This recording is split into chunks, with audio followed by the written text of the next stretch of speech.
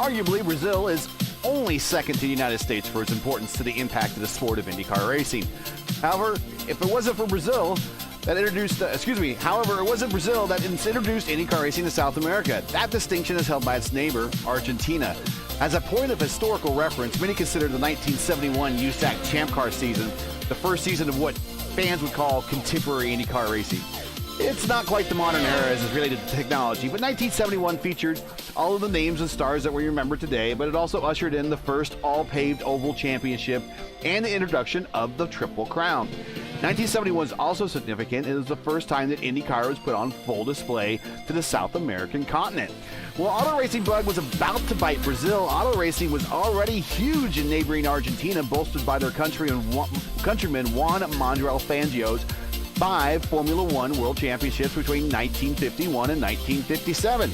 Despite the heights of F1 today, the USAC Champ Car Series was the measuring stick that every other auto racing sanctioning body compared themselves against at the time. Because of that, and while Fangio never drove in the Indy 500, the fervent auto racing fans of Argentina were all too aware of the Indy 500 and its importance to the world stage. In 1952, just after Fangio won his first world championships, the Rafaela Athletic Club, located in the Argentinian state of Santa Fe, bought a plot of land just outside of the city and made plans to build an oval that would be among the world's fastest and the rival that of Indianapolis. However, due to government corruption, unstable leadership, and a poor economy, the circuit was not finished until 1965. When it finished, it was the most unique oval in the world. It was basically a real-world version of the iRacing Super Speedway. It was, and still is, a 2.873-mile in-length oval with turns banked at 18 degrees. The Athletic Club managed to convince USAC to come south and run a same-day doubleheader on the oval that many drivers had nothing to compare it to other than a small group of older drivers who participated on the Race of Two Worlds event in Monza in the 1950s. Alan Sr. swept both races en route to winning 5 of the first 6 races of the 71 season, including going back-to-back at Indy. However, the event in Argentina was not a big moneymaker or a fan success for that matter, so USAC did not return to 1972. Ironically, the F1 bug did bite Brazil in 72 when their countryman, Emerson Fittipaldi, won his first world championship. This led to the introduction of the Brazilian World Grand Prix on the championship calendar in 1973 and later debuted the future 3-time world champion Nelson Piquet in 1978. 8 years later and one more world championship, Fittipaldi chose to retire from major competition. However, feeling he had more to contribute to auto racing, he emerged 3 years later in 1983 at Indianapolis, driving for little-known GTS Racing. Fittipaldi qualified 23rd, started between Chip Ganassi, Jose Legarza on row 8, and finished 32nd after completing only 37 laps in a relatively uneventful month. But the eyes of Brazil were now on IndyCar.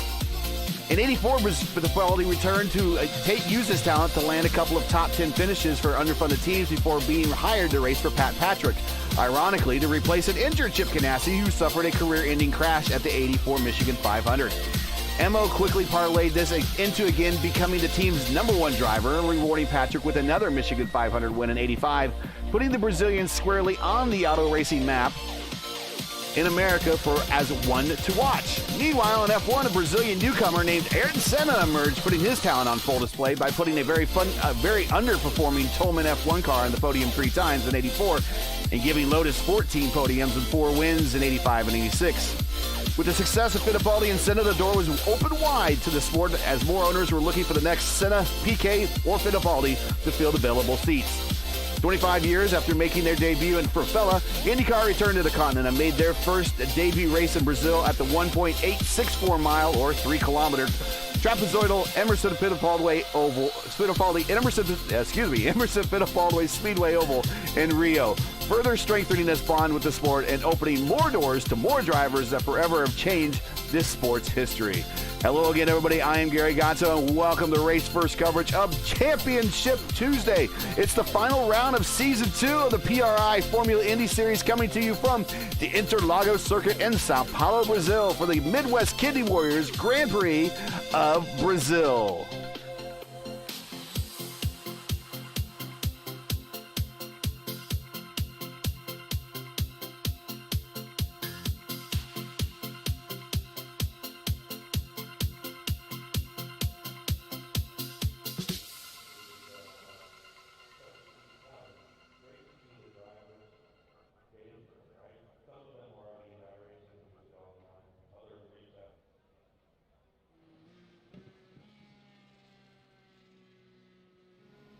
And there you have it, a little history, the backstory of IndyCar racing in Brazil.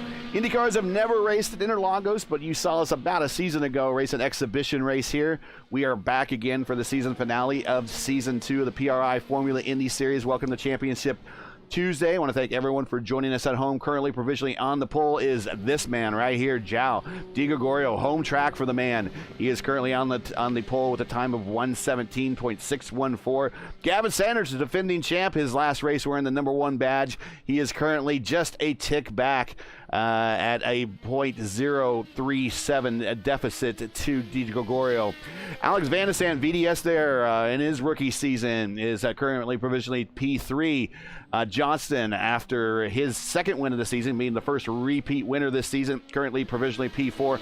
And Armando Edwards currently in P5. Actually, we now have Piazza, Principal Dan, going up to P4 here, as he is in championship contention today as well. And we're going to try our very, very best to give you the scenarios as they were given to me for today's championship, see what they are.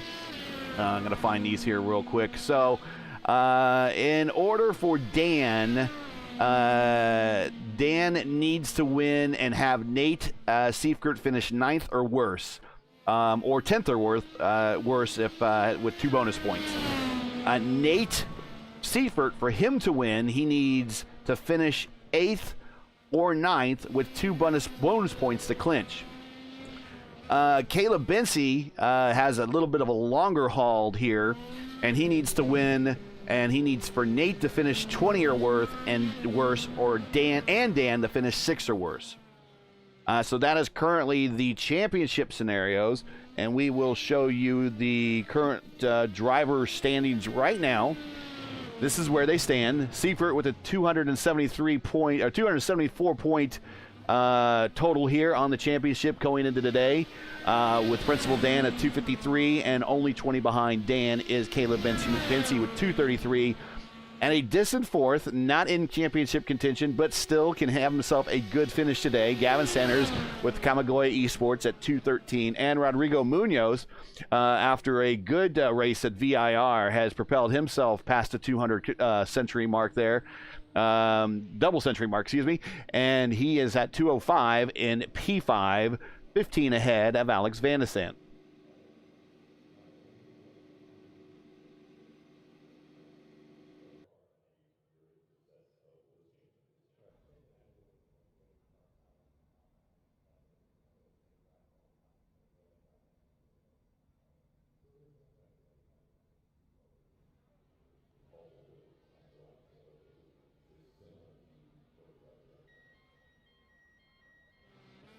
And we see Dakota DeMade there, currently making his last of his couple laps here with about 2 minutes and 40 seconds left to go here in qualifying. Currently, DeMade is provisionally 16th on the grid at the moment. There is Principal Dan, currently provisionally 5th, trying to get that last extra lap in here before we run out of time here on qualifying. There's Alex Van der Sant. Looks like he is done and parked on the red tires. It looks like he is going to be riding out his P3, see if it sticks, as we start counting down now with 2 minutes to go here in qualifying. Caleb Bency, one of your championship contenders, also looks like he is done also on pit road. He is waiting for the last 1 minute and 50 seconds here to wind down. There's Matt Houston, currently on the track, trying to improve his 17th starting position. In fact, Dakota DeMade improved to P11 on that last run that he was on.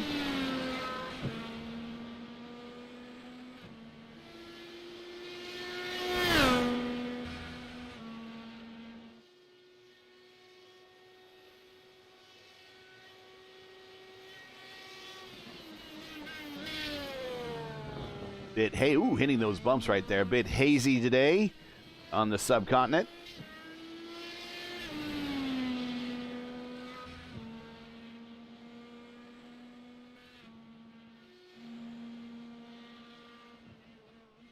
Currently showing provisionally 17th there for the boss man as he goes through turns 4 and 5.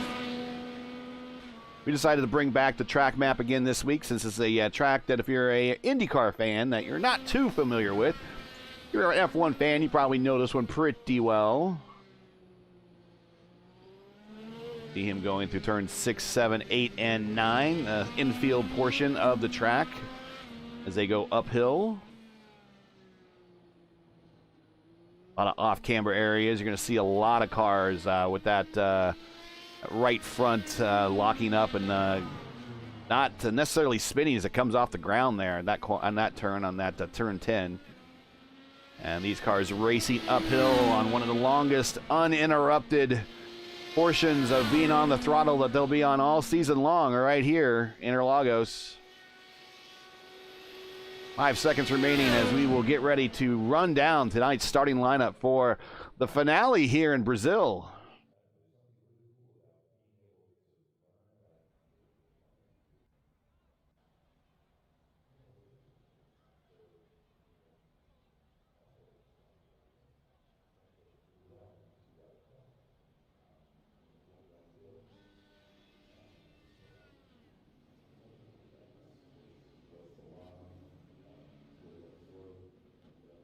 Got to get a look here. There is our championship leader, Nate Seifert. We will watch him as he makes, looks like he's going to practice some, oh, nope, he's going to reset there. Going to practice some starts and stops here because we are standing starts here in the Formula Indy Series. Let's take a look at tonight's starting grid.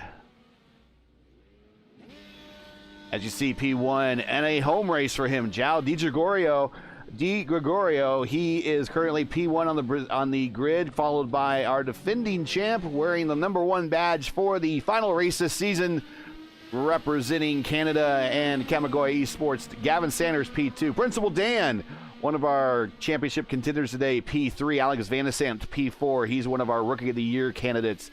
Nicholas Johnson, after finishing with another win last week as being the first repeat winner this season, currently provisionally P5. Actually, not provisionally. He is P5. He's locked into that. Armando Edwards and P6. There is our championship leader, Nate Seifert. He's P7. Rodrigo Munoz, P8. Matthew Short, P9. Caleb Bensi. He is coming deepest in the field of the championship contenders at P10. Dakota Domain, P11. And Chris Venezuela at P12. Boss man Matt Houston improved to 13th, while Christopher Hill driving in the PRI car. And we want to thank PRI. This is their last race for being the title sponsor for us. He is currently starting 14th. Jeff Groff, P15. Cody Claiborne with a good start at 16th. Don Hunter, 17th. And Logan Spath on 18th, P18. Evan Zelaznik, P19. Christian Jasper, P20. Hugo Gallas, P21. Zachary Frown, P22. Dan Moreno, P23. And Gonzalo Munoz, and P24. Going back to 25th, Nick Goyette. 26th is Christopher Kresge. 27th, JJ Wang. 28th is Jake Odell.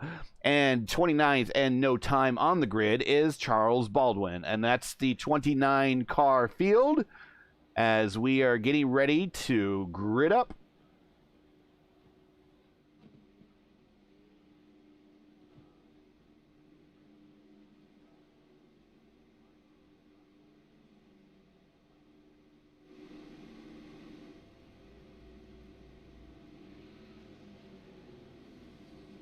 There we go, waiting for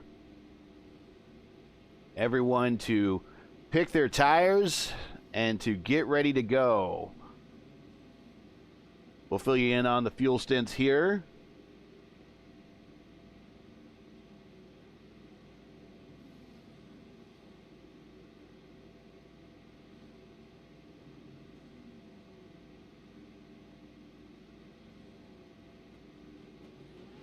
There, we're getting ready to go. Lights are out and we are underway, and it's the final race. Oh, oh my gosh, we got one of the championship contenders getting tied up in the back. We already have, let's take a look. Seifert is damaged. He is missing a portion of his front nose. We got Short, looks like he's off to the side here. He is down. Oh, we got another car wreck. Not sure who that was. That's Matt Houston. Disastrous start for Nate Seifert.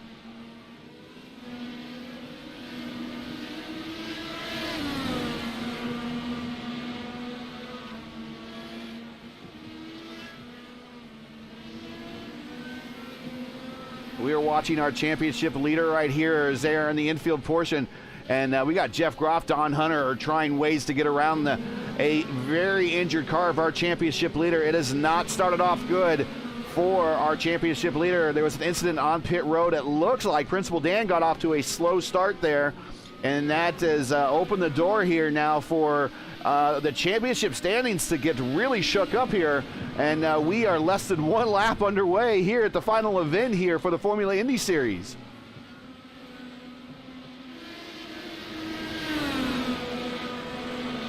Now, does Seifert know that he is currently injured? He does. He is going to hit pit road right now. We will watch our championship leader as he hits pit road. This is where the action is, the news is. This is what we're going to keep an eye on right here as a disastrous start for our championship leader as two cars on pit road did not get going, and we had collisions. That is Matthew Short that we also see there, that he was involved in an incident on pit road. He is currently on pit road right now, along with Matt Houston. He is repaired in a way, but that is his fast repair. He is done. He is on the prime tires. He is down in the way, and he's going to try to make this as a long stint of it, as he is by himself now on this race course. Back up front, and we missed a whole bunch of action, is Alex Van de Sant working with Gavin Sanders and João Di Gregorio here. 1, 2, and 3 as they are starting to put some distance between themselves there. 1, 2, 3, and 4 actually, as Principal Dan is still involved here. Wondering if he is working on any possible damage to the back end of his car. We shall see.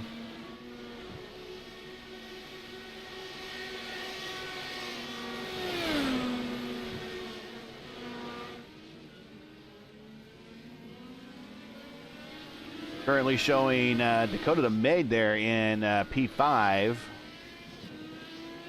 Caleb Bency has had a bad start too. One of our championship contenders. But we did not see what happened to him at the start as well. And he had a pit stop.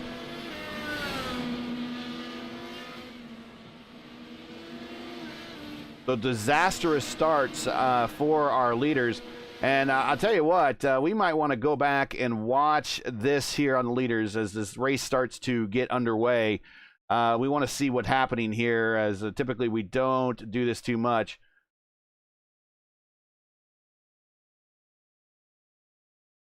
Yes, that was a massive shunt on pit road here. We'll watch again here. We're watching from Caleb Bency's perception, or from his point of view. He is the number 21 car, right dead center of your screen, just above the orange and white car you see there, a backfire. There goes the contact. They go right across, right in front, and that collects multiple drivers. That now blocks all of the front straight. Probably should have called a full course caution at that point. But everything is a cluster on the front stretch right there at the start. Another bad start here in the series collects a lot of innocent bystanders, and we're going to see how Caleb tries to recover, as he's currently sitting in 24th. So right now, the man in the driver's seat for the championship now, it's Principal Dan. He is currently P3 and on the back bumper of Gavin Sanders. Wow, we couldn't ask for such a worse finish or worse start for a lot of guys here.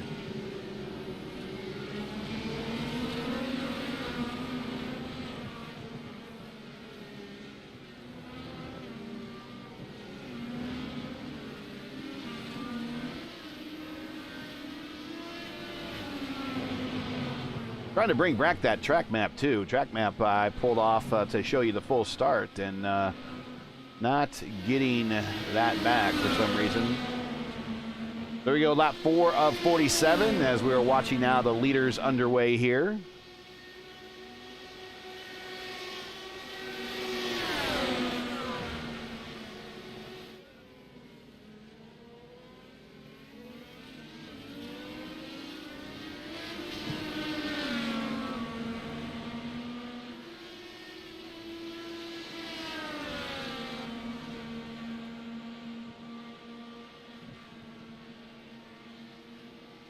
Oh, Principal Dan sticking the nose in there.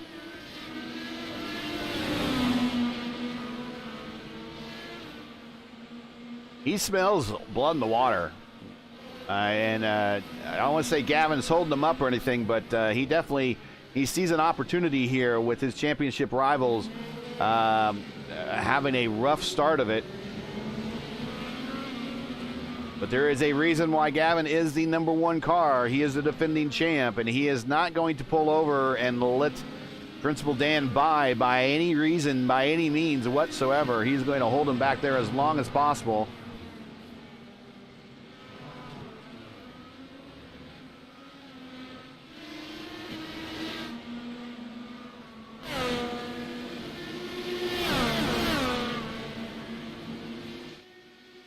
Dan on push to pass, trying to look a way around here.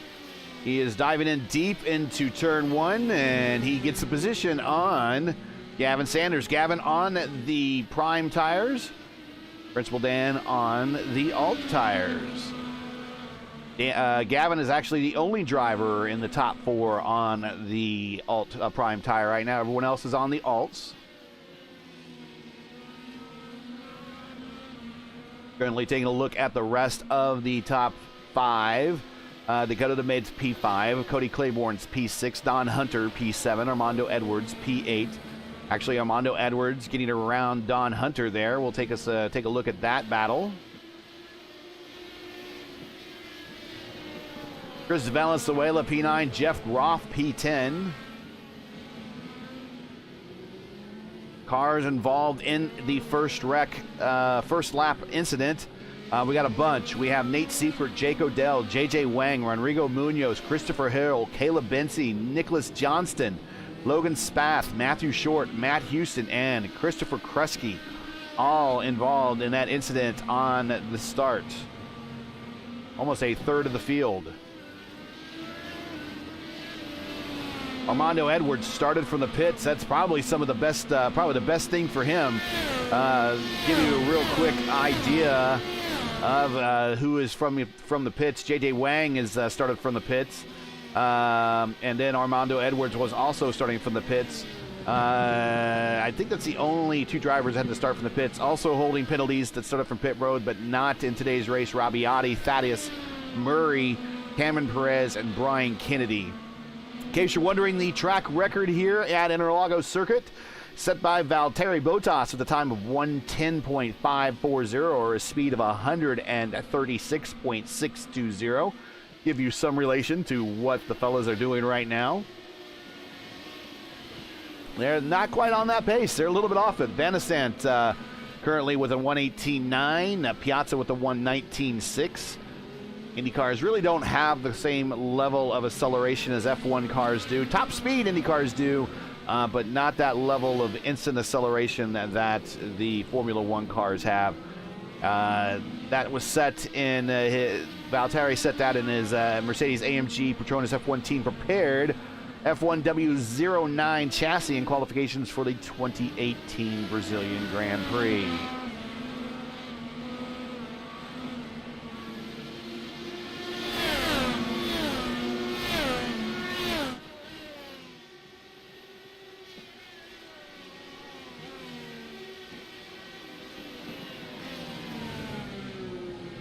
Ooh, that is a tight battle there between Armando Edwards and Cody Claiborne. Also now in this is Don Hunter. We're watching a great battle on the racetrack at the moment.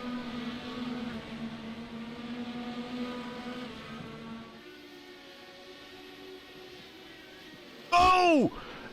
Edwards in the Armando Edwards got in the looks like Hunter got in the back of Edwards, punted him, and now sent him around. He has a broken rear wing. I imagine Edwards, or Hunter now, is going to have a broken front. Well, it doesn't look like it. He might have a damaged front wing, but that is not going to be helping him, and that might also give him a race penalty. Race penalties will be handled differently here on the for the final standings. So everything that you will see here in the final standings is not official. It is unofficial until the actual race stewards and race control get a chance to look at every incident Minor incidents will have a penalty. Major incidents will have a penalty. That will be determined to be seen by race control what Hunter's incident might be. If I am Armando Edwards, I am saying that is a major incident and I want some action. But he is on pit road. Currently an extended stop. Do not see a driver helmet in the cockpit. He might be done for the night. He might be looking at that replay right now. That's what he's doing.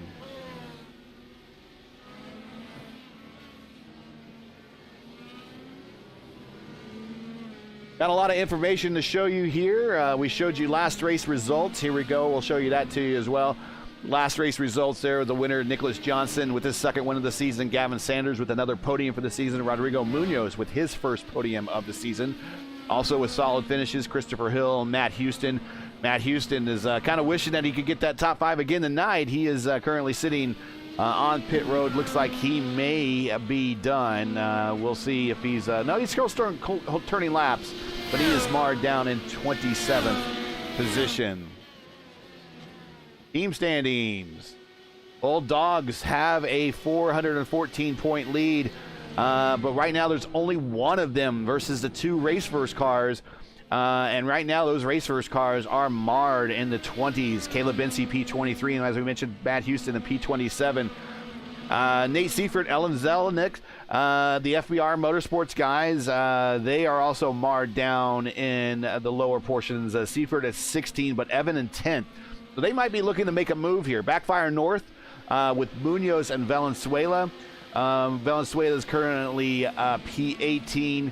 P8 right now. Rodrigo Munoz is P21. He was involved in that that start incident. They are struggling. And Gavin Sanders pretty much by himself now. Kamigawa Esports is going to try to possibly get his team into maybe a P4 position, try to hold on to that P5, as he is currently the only driver for that team that's going to get points for today's event. Here's the safest driver. Dan Piazza still is holding that record with a 12.14 laps per incident. Rodrigo Munoz, well, has a 10.1, but that start is going to kind of come back and haunt him. Christian Jasper, P17, he is also off to a good start. Gonzalo Munoz currently is in P18, has not had any incidents yet. He is going to improve that number. Dakota DeMaid got through the carnage on lap 1. He's going to improve that number here if he can keep going as well. Good job for those guys. And your rookie of the year is Nate Seifert, Principal Dan, Rodrigo Munoz, Alex Van de Sant, and currently not earning any more points for the event here is Adori. So there might be a move for P5 there in the rookie standings. But Nate Seifert, Principal Dan, and Rodrigo Munoz are your top 3 there in the rookie standings, and it's going to come down to Seifert and Piazza depending on how this race is going to finish out.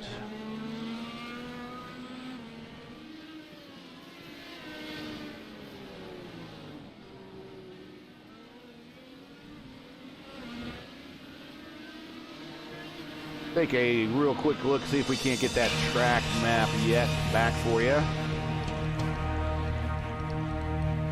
Make the magic happen here. There it is.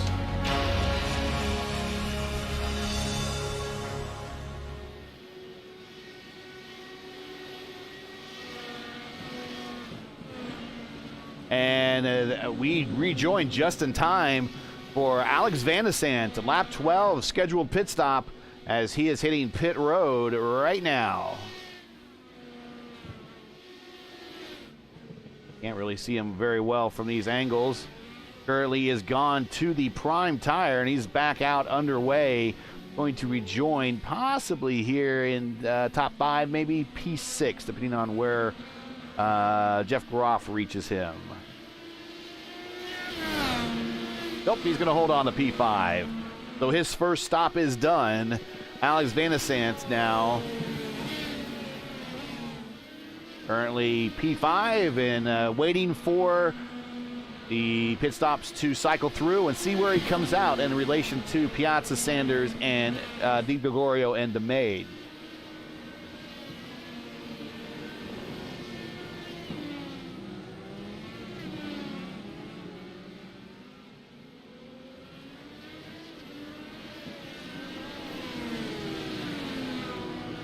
Taking a look here at P21 actually, and there is Christopher Hill, currently in, like we said, 21st spot. We are watching him.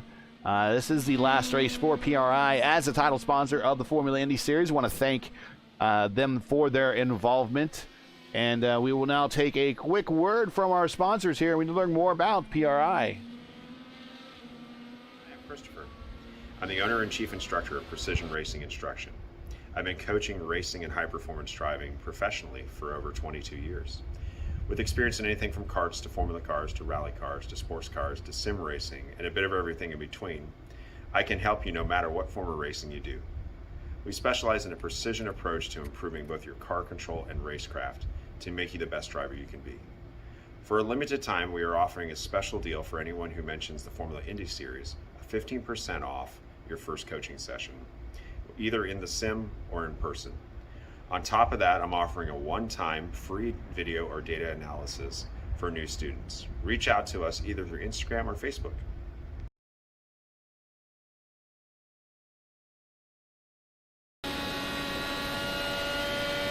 And we're back riding on onboard here, coming into turn 1 on the PRI Dallara, driven by Christopher Hill.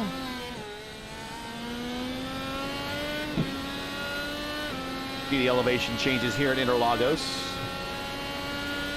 Interlagos is a suburb of Sao Paulo. The Brazilian Grand Prix has been coming here for quite a while, as a matter of fact. Normally a regular stop on the World Championship schedule. Normally it's at the end of the season because, of course, being south of the equator, the seasons are reversed down there. So late in the season, what better weather down there versus up north. More temperate at that time also. You don't want to get down there during the summer. It'll be oppressive hot. IndyCar did their race at Rio on the oval, and they did that in their April, and it was really hot when they visited Rio in April in '96.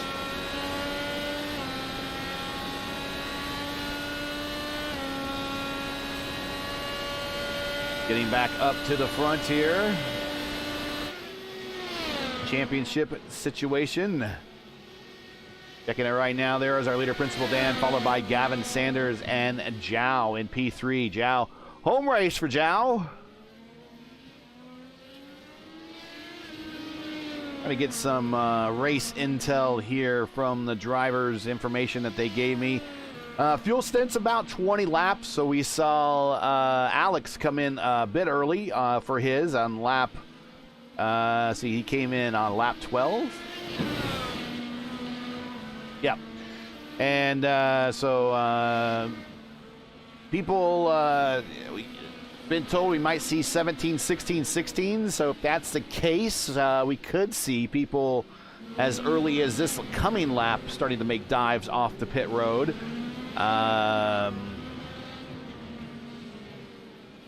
There might be some fuel conserving going on. That might be seeing what we see Alex Van de Sant doing.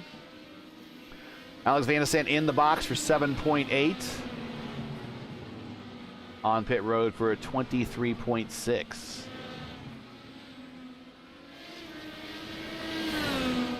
And that start was crazy. Yes, it was.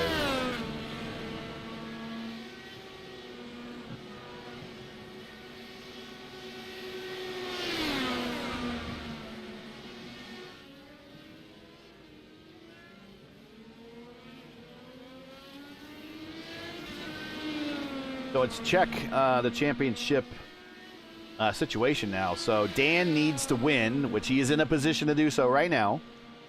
And he needs Nate to finish 9th or worse.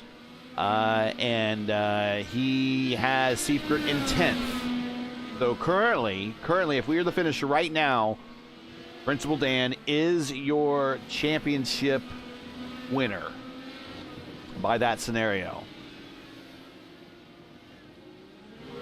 Nate needs to get to Nate absolutely needs to get to P8 to clinch anything. And that's the number. So if you're watching from home, if you're cheering on Nate needs to get, currently see Nate Seifert right there on the left in P10. He needs to get to 8 or higher.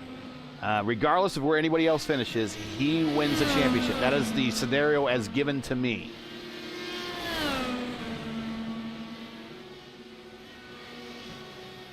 Principal Dan needs to win, which he is in that position, and he needs Nate to finish 9th or worse. Currently, that scenario is in effect right now. Caleb needs to win and needs Nate to finish 20th or worse and Dan to finish 6th or worse. That is not in the cards at the moment for Caleb Bensie. Caleb Bensie currently P23. This is the battle on the racetrack, though. We will keep it here. Battle between right now the race we're in, your unofficial champion and last year's champion, fighting it out right now in turns 6, 7, 8, and 9 on the infield downhill portion of the Interlagos circuit.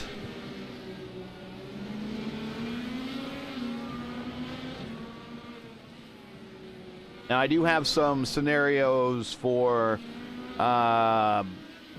second place. Dan can come in second if Nate finishes 13th or worse for Dan to win the championship. I'm not sure if I'm reading that right. Dan can come in third if Nate finishes 18th or worse for Dan to win the championship. These are just additional scenarios. Dan coming in fourth with 2 bonus points and Nate finishing 20 or worse for Dan to win the championship. If Dan doesn't at least get fourth, it's over. That's kind of what the notes have been passed to me. Caleb coming in second in any scenario is not enough. Caleb needs to win and needs Nate to finish 20th or worse. There they go around some lap traffic. Caleb taking, or Gavin taking a peek there.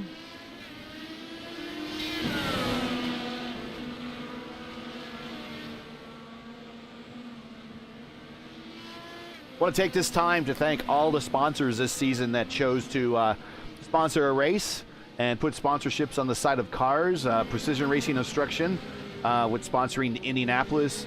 Sprouting Motorsport for sponsoring Monza.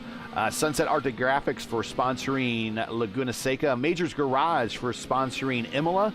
Midwest Kidney Warriors for coming through big for sponsoring Auto Club, Red Bull Ring, Circuit Zolder, and of course the finale here tonight at Interlagos. I want to thank Pack East Racing and Jeff Groff for sponsoring Long Beach, and also want to thank Gavin Sanders and Fat Bastard Burrito for sponsoring Virginia International Raceway last week. I want to thank all of the sponsors that decided to invest in the FIS and put their money down and give themselves a little extra TV PR time for their logo on one of our events. We appreciate that.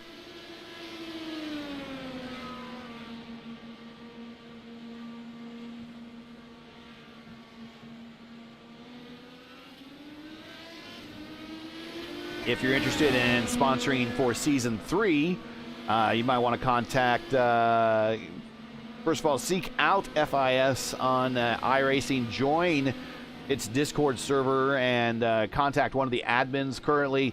Title sponsorship, obviously that's going to be Midwest Kidney Warriors next season, has been paid for.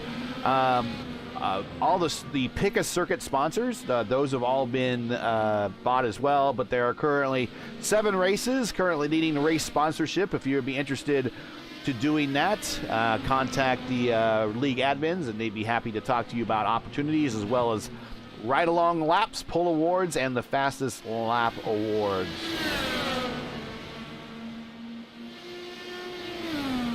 That'll be Season 3. Actually, it's going to be called Season 1 2022.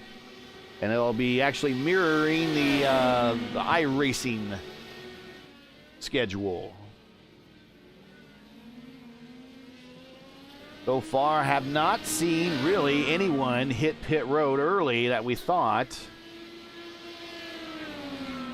Let's go through the top 10. There is Gavin Sanders. He is taking a look on the outside coming into turn 4. Doing the over-under, getting his gearbox, getting that nose right under the gearbox. Getting a good look right now Those red tires, those alt tires are probably well done. Probably well done. That's probably what we're seeing right here.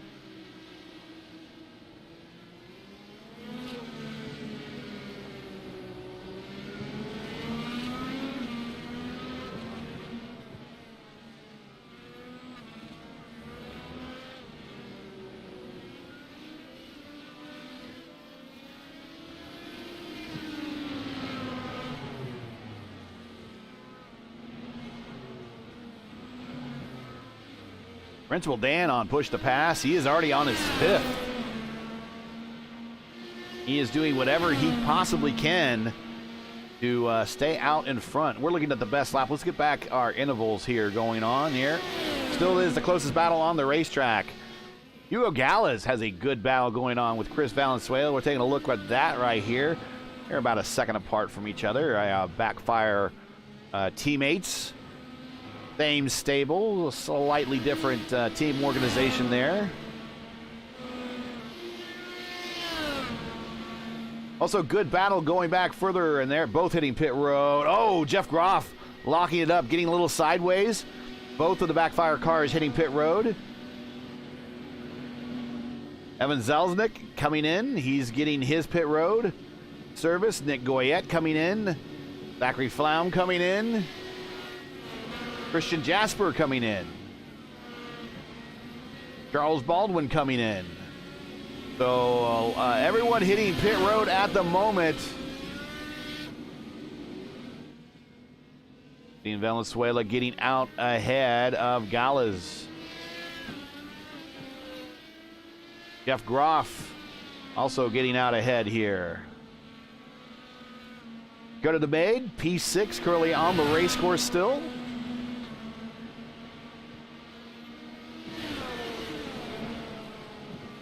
Probably looking at a pit stop for him real soon.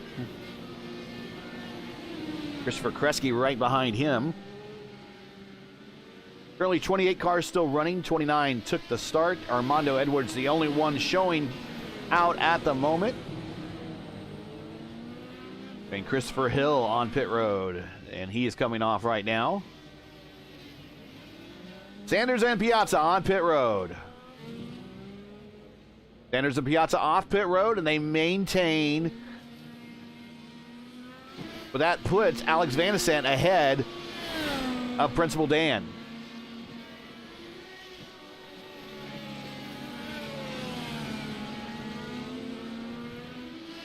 Your leader is a fellow Brazilian countryman, João de Gregorio. Currently is your leader by about 17 seconds over Alex Van de Sant, and he is still yet to pit. He is on those bright alt tires there.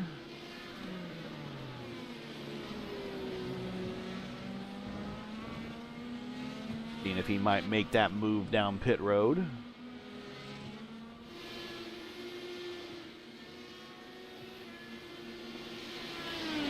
Nope. Gonna bypass pit road. Continues on. Starting lap 23, we are about halfway home here on the final race of the Season 2 calendar here at Interlagos. We'll watch our leader and get another word from PRI, our title sponsors. I'm Christopher. I'm the owner and chief instructor of Precision Racing Instruction. I've been coaching racing and high-performance driving professionally for over 22 years. With experience in anything from karts to Formula cars to rally cars to sports cars to sim racing and a bit of everything in between, I can help you no matter what form of racing you do. We specialize in a precision approach to improving both your car control and racecraft to make you the best driver you can be. For a limited time, we are offering a special deal for anyone who mentions the Formula Indy Series, 15% off your first coaching session, either in the sim or in person.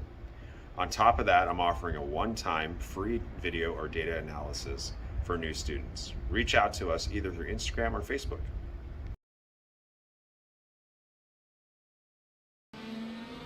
We're back watching our current leader and fellow Brazilian João de Gregorio on push to pass. He is going to hit pit road right now on the all-important pit-in lap as fast as you can. In the true spirit of Ayrton Senna and Michael Schumacher. He is currently on pit road for his scheduled stop. That will probably turn the lead over to Alex Van de Sande, as we're watching him right now as he passes Zhao on pit road. Zhao is still getting service. He is down on the way, but that has allowed Alex Van de Sande to get around Zhao, and now that has basically where we stood at lap 12. Van de Sande, Piazza, Sanders, Di Gregorio, and Dakota DeMade. Alex Van de Sande currently on lap 12 of his stint. Piazza lap 2, Gavin Sanders lap 2. Zhao just stopped, so he is on fresh tires. He is currently showing on the prime tires at the moment. Dakota DeMade, P5. Nate Seifert is now moved up to P6. He is on his second lap of his stint. He has now moved himself back into championship contention.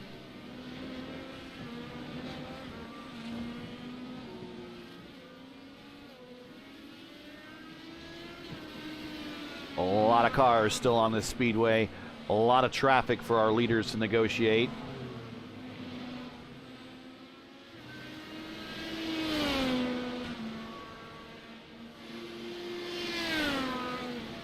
And Alex has about 8 laps left. He can do about 20 on a stint before his stop.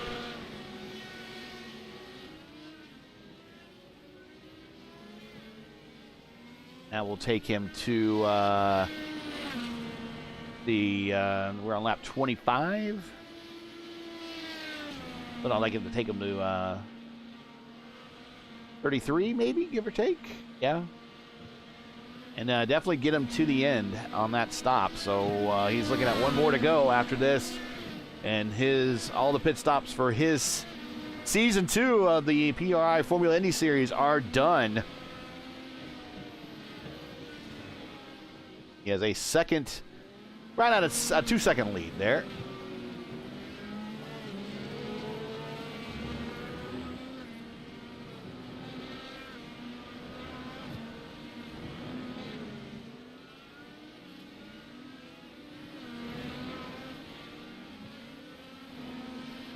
There is Nate.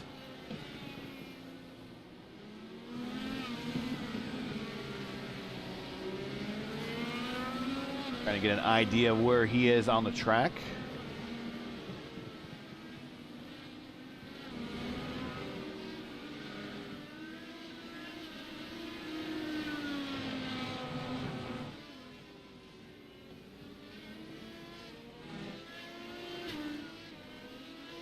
Alex Van de Sande, your current leader.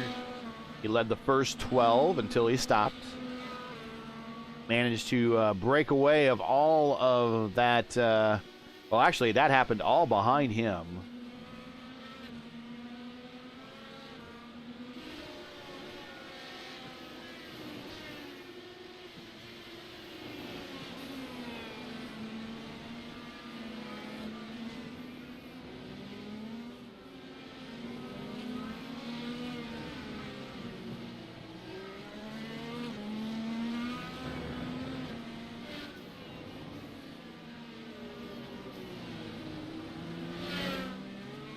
Currently right in front of Alex Van de Sande is showing the car of Christopher Hill, I believe. Yep, that is Christopher Hill.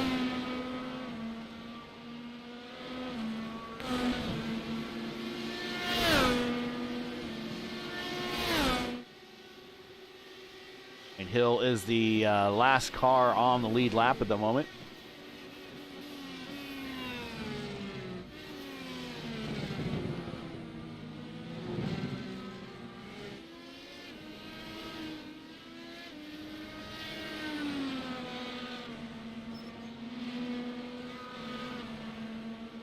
A lot of that traffic in front of it that we're talking about there.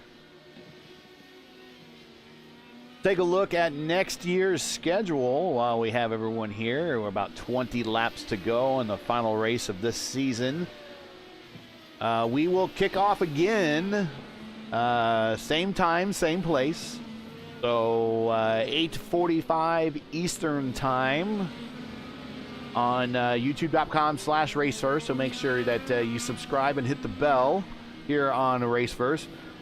Make sure also if you are watching and you just got a second, hit the thumbs up button. Let us know that you like what you see. Feel free to comment in the chat. But next January 11th, as we will kick off the first race for what we'll call Season 1 of 2022. And it will start a 10-race schedule, which will start with international circuits before coming home, which March 1st we will do the Indy 250. We'll return back to the Oval. We got a car off there. I'm not sure who that was. Maybe Logan Spath. Yep, and he's gone right to the pits.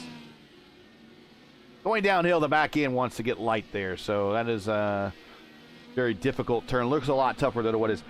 So you didn't see that on the show. We're showing the graphic for the schedule here next year, but still got some action going on the track.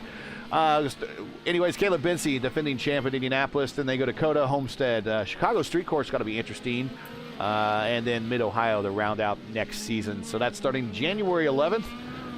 Be watching RaceFirst and subscribe. Hit the bell for announcements, and we'll let you know when that race will be. Obviously, it said January 11th and 8:45, but we'll give you the announcement if you hit the bell.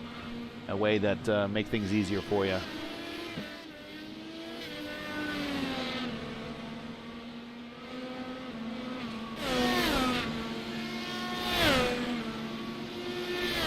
Showing that there's a good number of people watching. Feel free to hit that up button there on the thumbs up.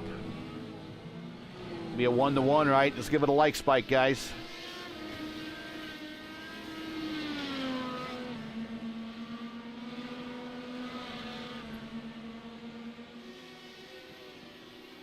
On board, Alex Van de Sant at the moment, coming through turn 4, currently has championship contender Principal Dan Piazza right behind him, 2.1 seconds back. Looks like the prime tires have kind of equaled out here between the two. Principal Dan was running down Alex pretty good and got him under 2 seconds, and now he's been maintaining 2 seconds for the last couple of laps. Alex is in the middle of lap traffic at the moment and making his way around. That might be Cody Claiborne there.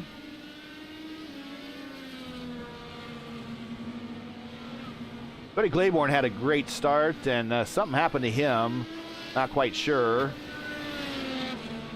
Unfortunate. A lot of contact has been impactful for a lot of people today.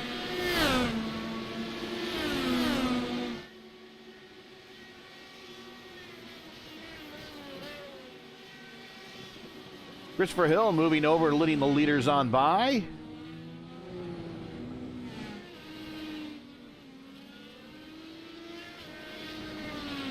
This is your leader, followed by Principal Dan right there. And if you're just joining us, unsure why I'm calling him Principal Dan, he is a headmaster at a school in the Monza area. And what he does is he races with us, and then he goes to bed for a couple hours and gets up and gets to run a school tomorrow morning in Monza, Italy, because he lives not too far from the Monza course itself.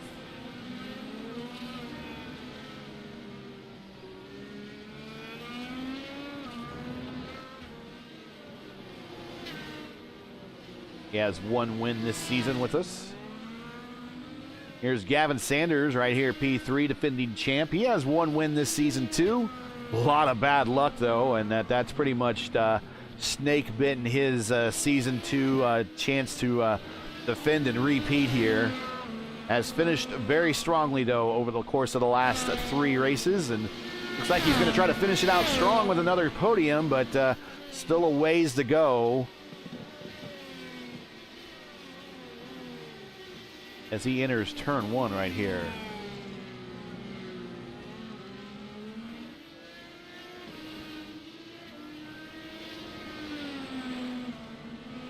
Good news is being that he's a previous champion, He'll get preference of whatever number he wants next season, minus the number 1, of course.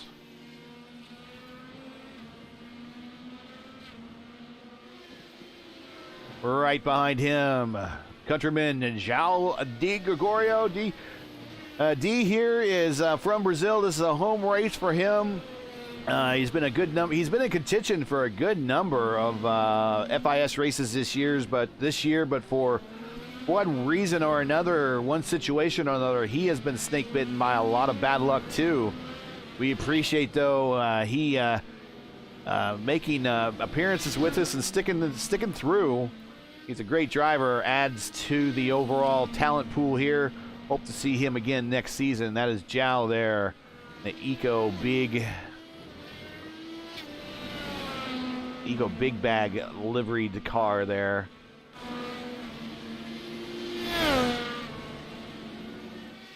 Alex Van de Sande on pit road. This is his last stop of the season.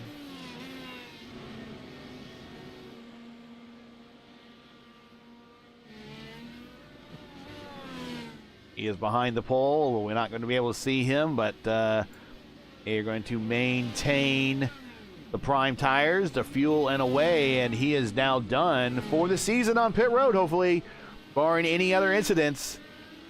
And he will pop out here in 5th spot, right ahead of Dakota the Maid. Nate Seifker gets around.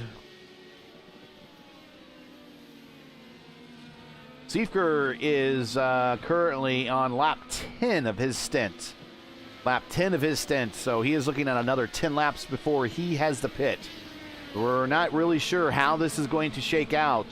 Principal Dan is on lap 10. He's about 10 laps away from his next stop, his final stop of the season. Gavin Sanders, same thing, lap 10. He's about 10 laps away from his final stop of the season. João, he's about 12 laps from his final stop of the season. Nate, there is your championship leader. He is back in mathematical contention now, as he is currently in P4. He's about 10 laps away from his stop. Dakota the Maid here in P6. He is currently about 7 laps away from his final stop of the season. He is in the Alligator Underbite car.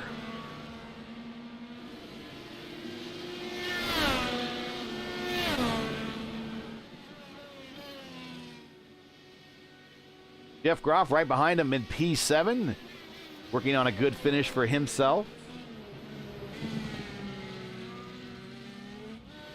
And here is Nate on pit road, down and away, going to the alt tires. He is going to probably work at burning those things to the core here for these remaining last handful of laps, as he's going to try to stay when he needs P8 or higher. He's got Chris Venezuela on him right now. This is a critical hold for this position right now. Don Hunter on pit road. Here is Munoz. Nick Goyette finishing his last pit stop of the season.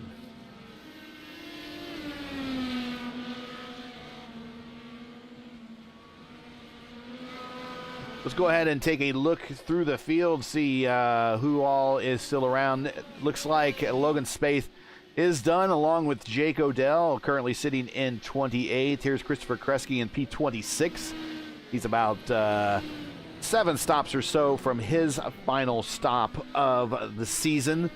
Matthew Short is 2 laps in, P25, into his current stint. So he is done for the season on new tires and fuel, leading those backfire cars on by. Matt Houston, bad start, just a bad day for the boss man. He is currently sitting in P24. He's about 9 laps, actually about 13 laps away. And he might be able to make it to the end. Be close. Cody Claiborne right here sitting in 23rd. His teammate J.J. Wang in 22nd.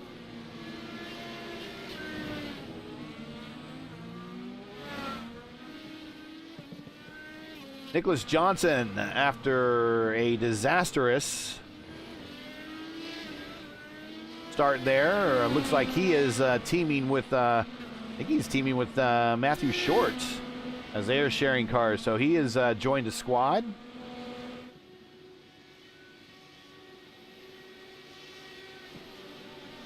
Caleb Bency, championship contender, making his last stop of the season, currently on the alt tires. Getting fuel and service alt tires again to round out the season, his last stop of the season. Here's Christopher Hill.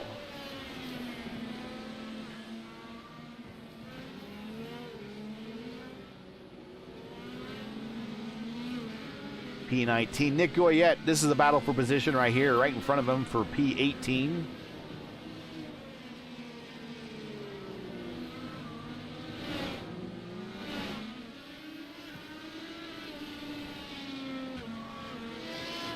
Rodrigo Munoz, P17. Gonzalo Munoz, his teammate, P16. Dan Marrera on pit road, his final stop of the season. Gonzalo Munoz there. Going on by Don Hunter, P14. Zach Flaum, P13. Got Charles Baldwin in P12. Evan Zelznick, excuse me. He is sitting in top P11, and actually, with he and Seifert doing pretty good in the drivers individually, their team championship ought to take a pretty good bounce after this event. We'll see. Zelnick is up to 11th. Christian Jasper, he and his teammate Jeff Groff are both within the top 10. They are doing good. Jasper, though, is about 6 laps away from making his final stop. Dakota DeMade just pitted, and he is looking to burn some serious rubber as he's on push to pass, trying to put some distance between himself and Jasper. Here's Chris Valenzuela in P8.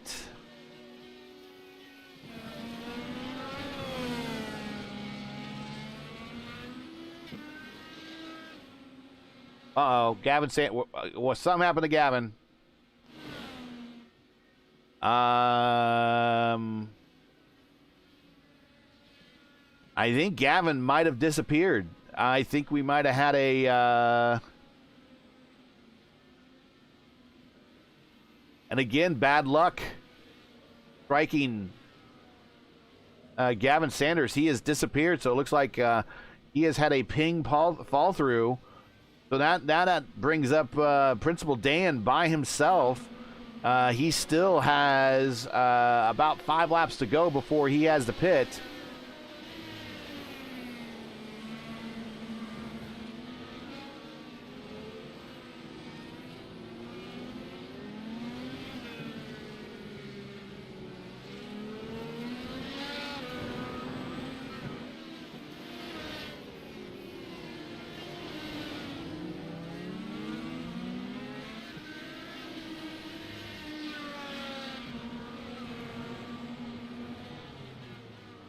So more bad luck for Gavin Sanders, as it looks like a network issue has got him booted from tonight's race, and he is done. The defending champ looks like that he will finish in about 26th or so position once all the cars cycle through, unless he can get back underway. But just the story of his second season, unfortunately, here for the defending champ. Watching Principal Dan.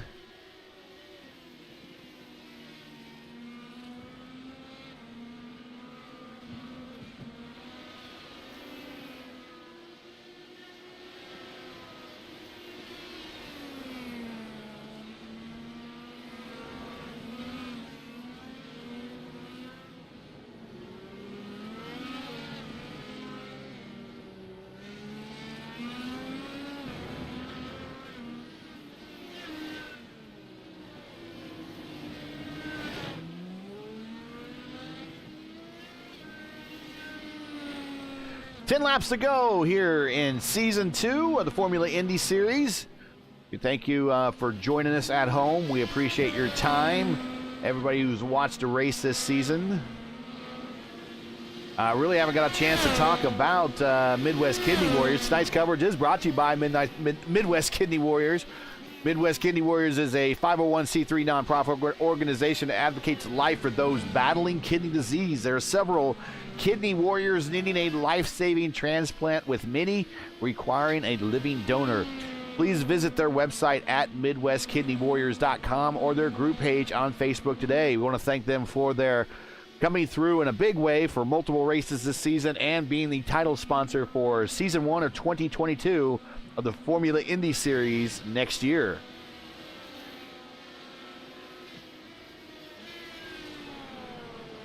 Formula Indy Series title sponsorship paid for by Precision Racing Instruction. If you want to get faster, PRI will train you to be the best driver you could be. They have over 21 years of professional racing instruction experience to help you. Check out PRI, Precision Racing Instruction, today on Facebook and Instagram for contact details. 9 laps to go, watching our leader, Principal Dan. Let's take a look at these scenarios.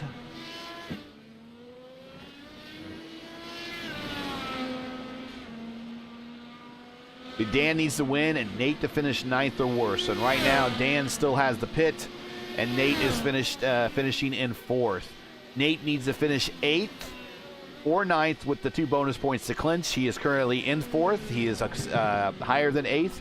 He is currently in a position to clinch unofficially. We will see immediately following the race. Admins promised they would get those points updated ASAP while we're hopefully still on the air. We'll have to check those out. Caleb, unfortunately, not a good race for him. Currently, the number 21 sitting in P21, might be relegated to another top 3 finish. He was the runner-up last season. It's going to be P3 probably this season. Currently, Caleb needs to win, and for Nate to finish 20th or worse, and for Dan to finish 6th or worse. He might get Dan to finish 6th or worse. We'll see that, with Dan needing still a final stop before this race is done.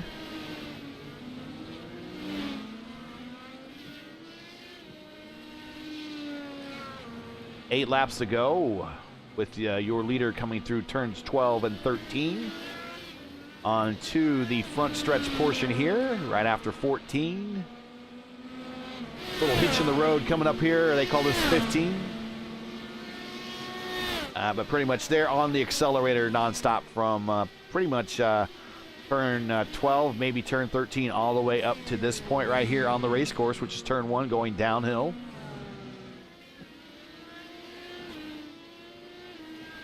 So that Gavin Sanders is settled down into 26th. So very disappointing finish to Season 2 for the defending champ and the Kamigoya Esports team.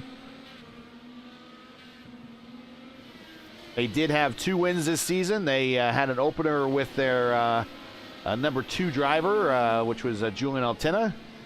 Fortunately, Julian could not make all the races this season and pretty much left the number 1 driver spot open to fend for himself for the entire season.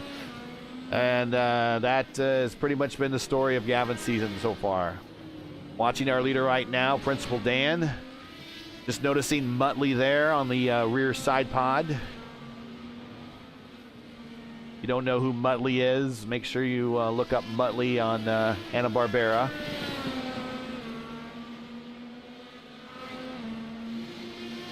Here's his pit stop right here.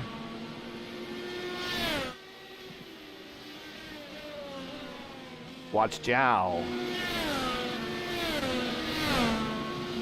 Wow, Zhao's going to try, from the sound of things, Zhao's going to try to make this without stopping.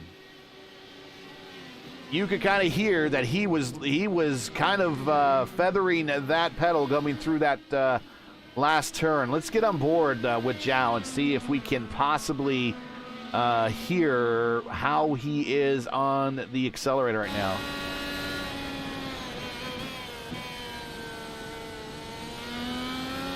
Alex is cutting into it. Alex has got it down to a 9.5-second lead.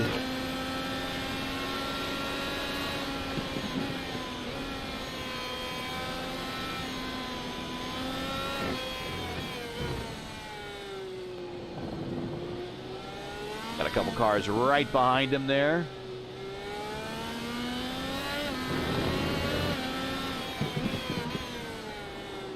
I think he is trying to get through these last couple of laps without pitting.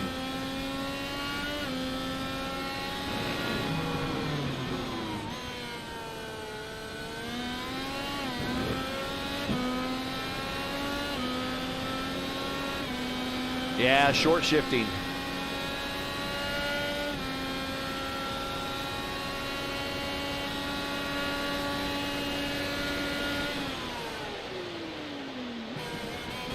Oh, clutching it. Alex Van der Sande on push to pass. Down to 8 seconds.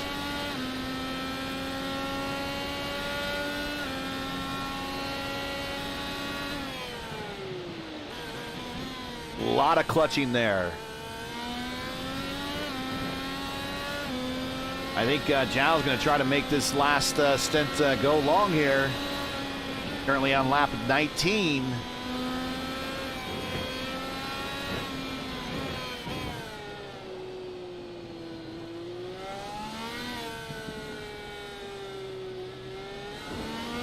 Still has those cars behind him. Not currently pressing him right now.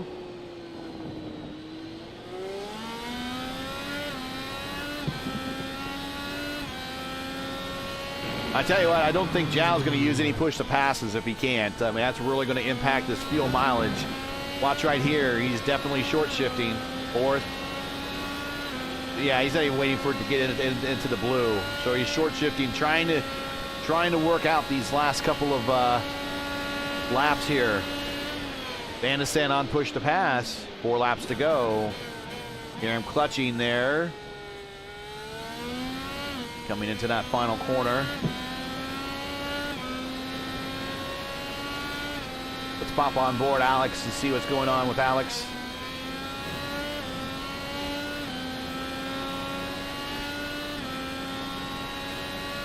Alex with 3 push to passes left.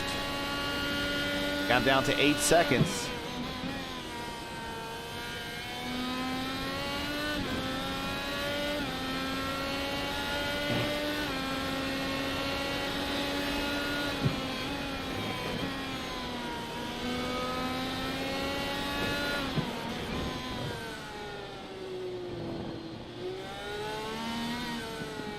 And Alex taking a bit of a different line into that turn 8 area, which get a lot of off camber. The wheel right rear or right front down to 7 seconds. Probably going to hit push to pass here right as he gets around this corner. There he is, push to pass. There you see the green around the border there of the PI readout.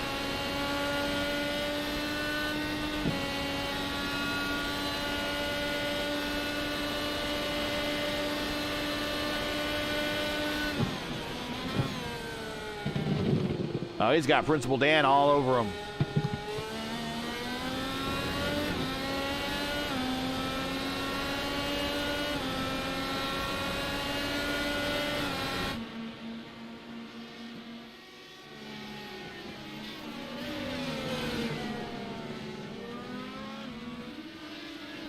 And that, depending on how our leader holds out on fuel, that might have been a pass for the lead.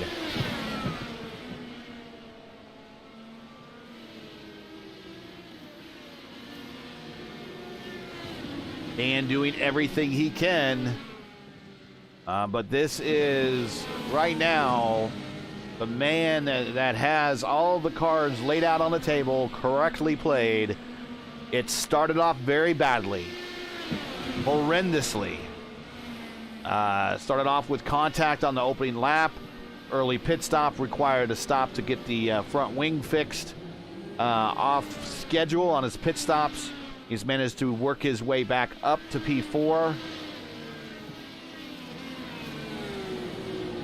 He is just 2 laps away from unofficially clinching Season 2 championship.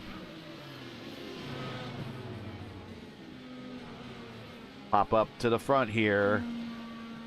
Here is our leader, trying to nurse home a very light tank at the moment.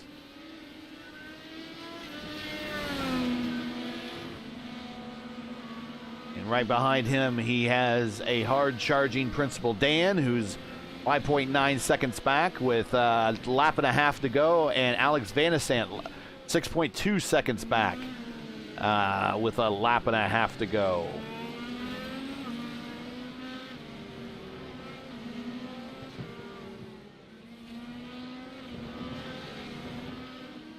See some Chris Hill. Well, he's done a lot of Chris Hill early on. He's had a bit of a rough day, finishing he's P16 right now. We'll see him here in just a moment, as we'll have to give words to our sponsors one more time. I want to thank PRI for being the title sponsor for this season. And now, the final lap. And Di Gregorio, hold on here. Light fuel tank. He's been short shifting, clutching as much as he can. And he has himself a 5-second lead over Principal Dan. Principal Dan on push to pass, trying to put as much of a dent into this as possible. Dan absolutely needs to win, but he needs Seifert to finish 8th or worse. And that does not look like that's going to be the case right now. But Dan's going to try to do everything he can to do what he needs to do. And that way he can say it was all left out on the racetrack. We are halfway through the final lap here. And Zhao, he might be the 9th winner in 10 races. We shall see. He is just a couple corners away, entering turns 11. Using that generous runoff area there to set up for the final set of corners. Turns 13 and 14. And in his home race, he does it. He keeps enough fuel in the tank and brings it home, winning in Brazil.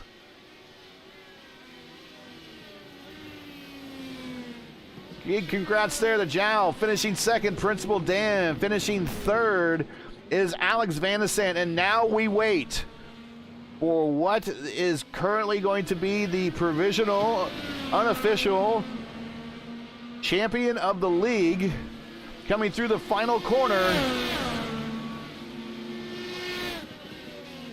And down the main straight, doing the weave. He sees it, the title is in hand. Nate Seifert is your Season 2 champion of the PRI Formula Indy Series.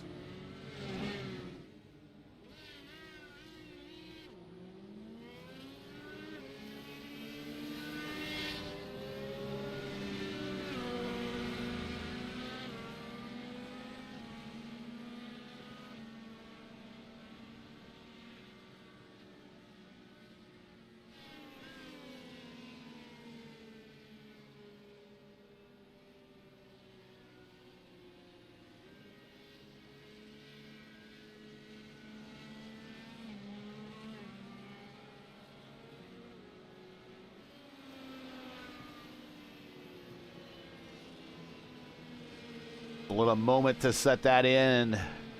I know it's just sim racing and sitting at rigs at home.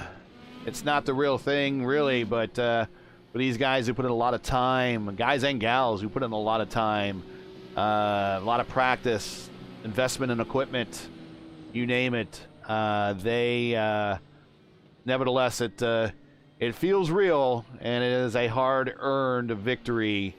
And especially to do it over a 10-race season with the often that the drivers we see and the strength of fields that we see here is no short feat whatsoever. So there is your Season 2 champion, Nate Seifert, as he is making his cool down. And let's just say it's his victory lap here for the Season 2 championship. He will wear the #1 badge if he chooses to do so next season.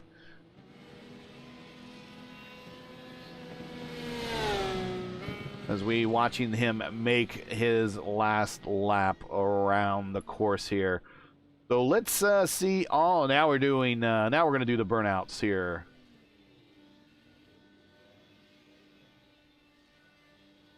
So let's do one more word from our title sponsor. We'll get set up here. The final stats, the final standings, and words from our podium and winner and champion. I'm Christopher.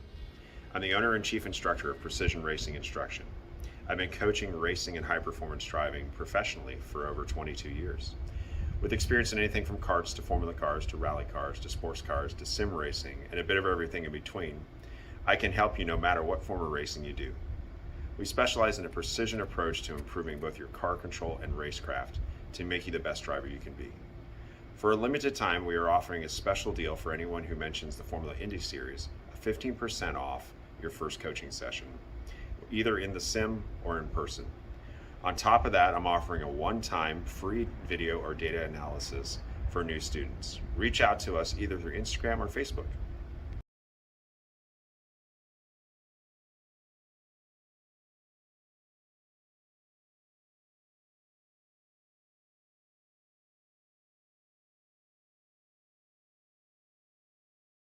And we are back as we are watching our series champ here taking a moment to cool down on the main stretch. Let's pop in let's do a real quick take a look at the final results and then pop into these final interviews for the season. Here are the final results from final race of season 2 of the PRI Formula Indy Series. Your winner, hometown guy, João DiGregorio. Sorry, I butcher that name all the time, but João has been in contention for a win all season long. Finally pulls it off, saving just enough precious ounces of fuel in the tank to make that last stint run long. Principal Dan falling just short of a second win this season, but putting his Old Dogs team in a good position to finish strong in the team championship. Alex Van de Sant also finishing strong, finishing P3. Had a good, strong day, but gave up some track position there late and was unable to get the win, but gets a solid podium to round out his rookie season. P4 is your series champion, Nate Seifert, as he finished in he needed to finish 8th or higher in order to get the championship, and that's exactly what he did. After a disastrous start, he managed to recover and finish 4th. Jeff Groff with the top 5, finishing in 5th spot. Rounding out your top 6 is top 10, Hugo Gallas, Chris Venezuela, Dakota DeMay, Don Hunter, and Christian Jasper. Your top 15, Zachary Flaum, Evan Zelzik, Dan Morera, Rodrigo Munoz, and Nick Goyette. Moving on to your top 20, Christopher Hill, Charles Baldwin, Caleb Bency, is unfortunately caught up in the events on pit road or on the start on the main straight there. And it's just one thing led to another and led to a bad day for him. Not able to get that championship, but still looks like he manages to probably finish 3rd in the championship. So congrats to him. He finishes 18th. Gonzalo Munoz finishes 19th, and JJ Wang in 20th. And rounding out your top 25, Nicholas Johnson also getting caught up in the fracas on the start there for his worst finish of the season. Cody Claiborne caught up on an incident during the race. He finishes 22nd. Matt Houston getting caught up in the opening lap incident, finishing 23rd. Matthew Short also getting caught up in the opening lap incident, 24th. Christopher Kresge finishing 25th. And rounding out the top remainder of the field, if the luck can't be any worse for Gavin Sanders, looks like he had a session drop for him, so he relegated to 26th after running in the top 3 all day long. Jake Odell 27th, Logan Spath in 28th, and Armando Edwards, after getting punted by Don Hunter earlier in the race, is relegated to 29th. So let's take a look and see who is in the interview area.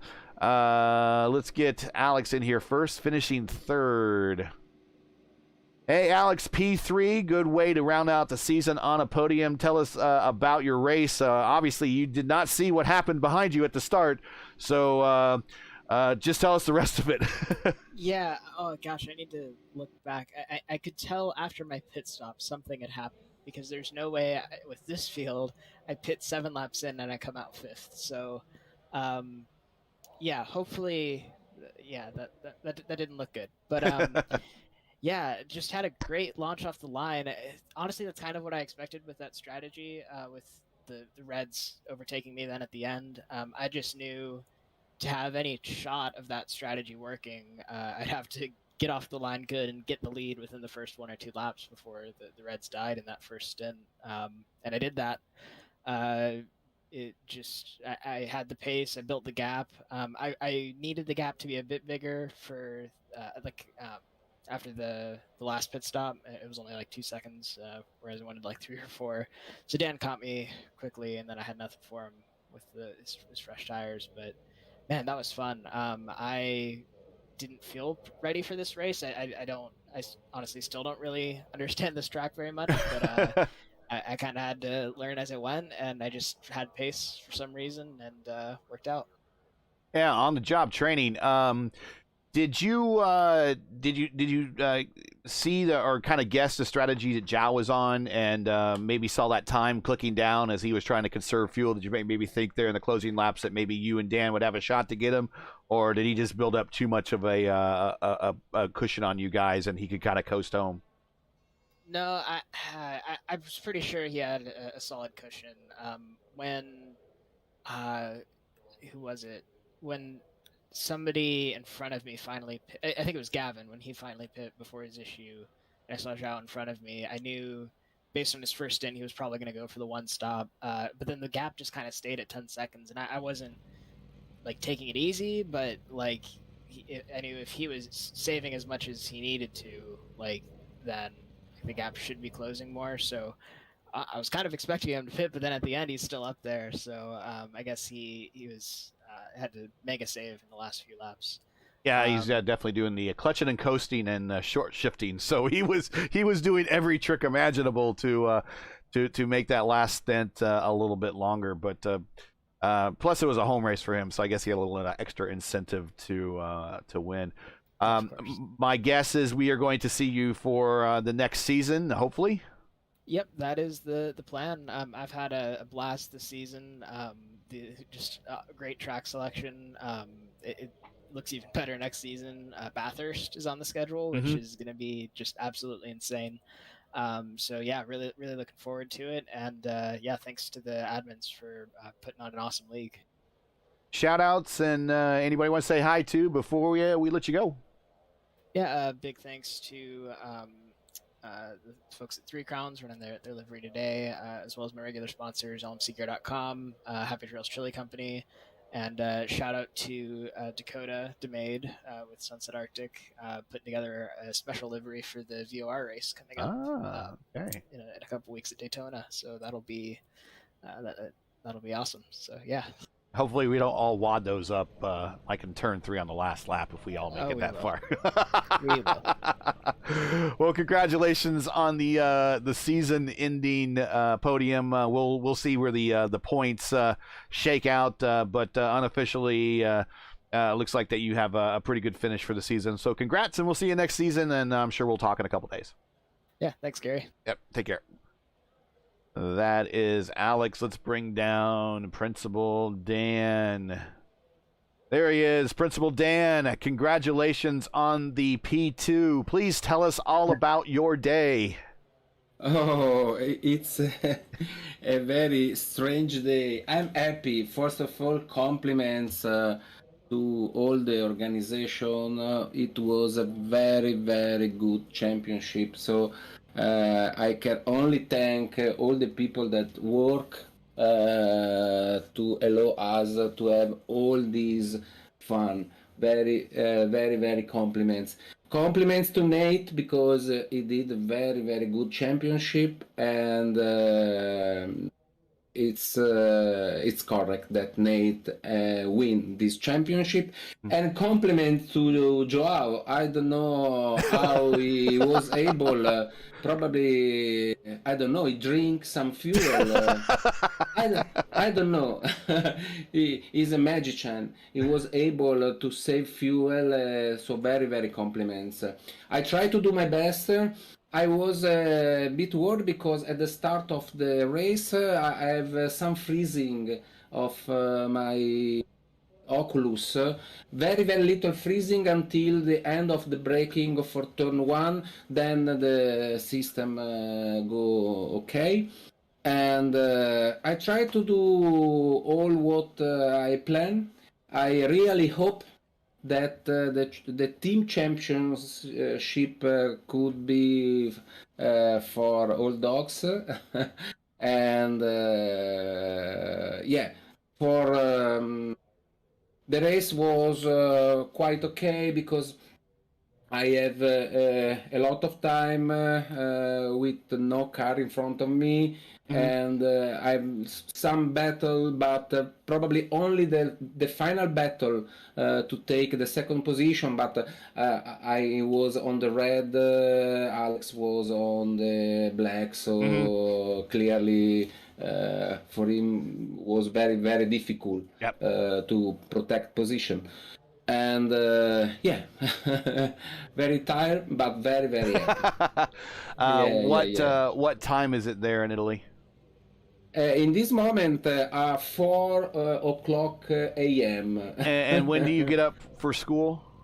In the next 2 hours. Oof. Oh my I goodness. start from home usually 6:30 and arrive at school at 7 o'clock. But I'm very, very happy. And the first thing I probably will do tomorrow is to sign for the next season, because I want to try again to win the championship. Yeah.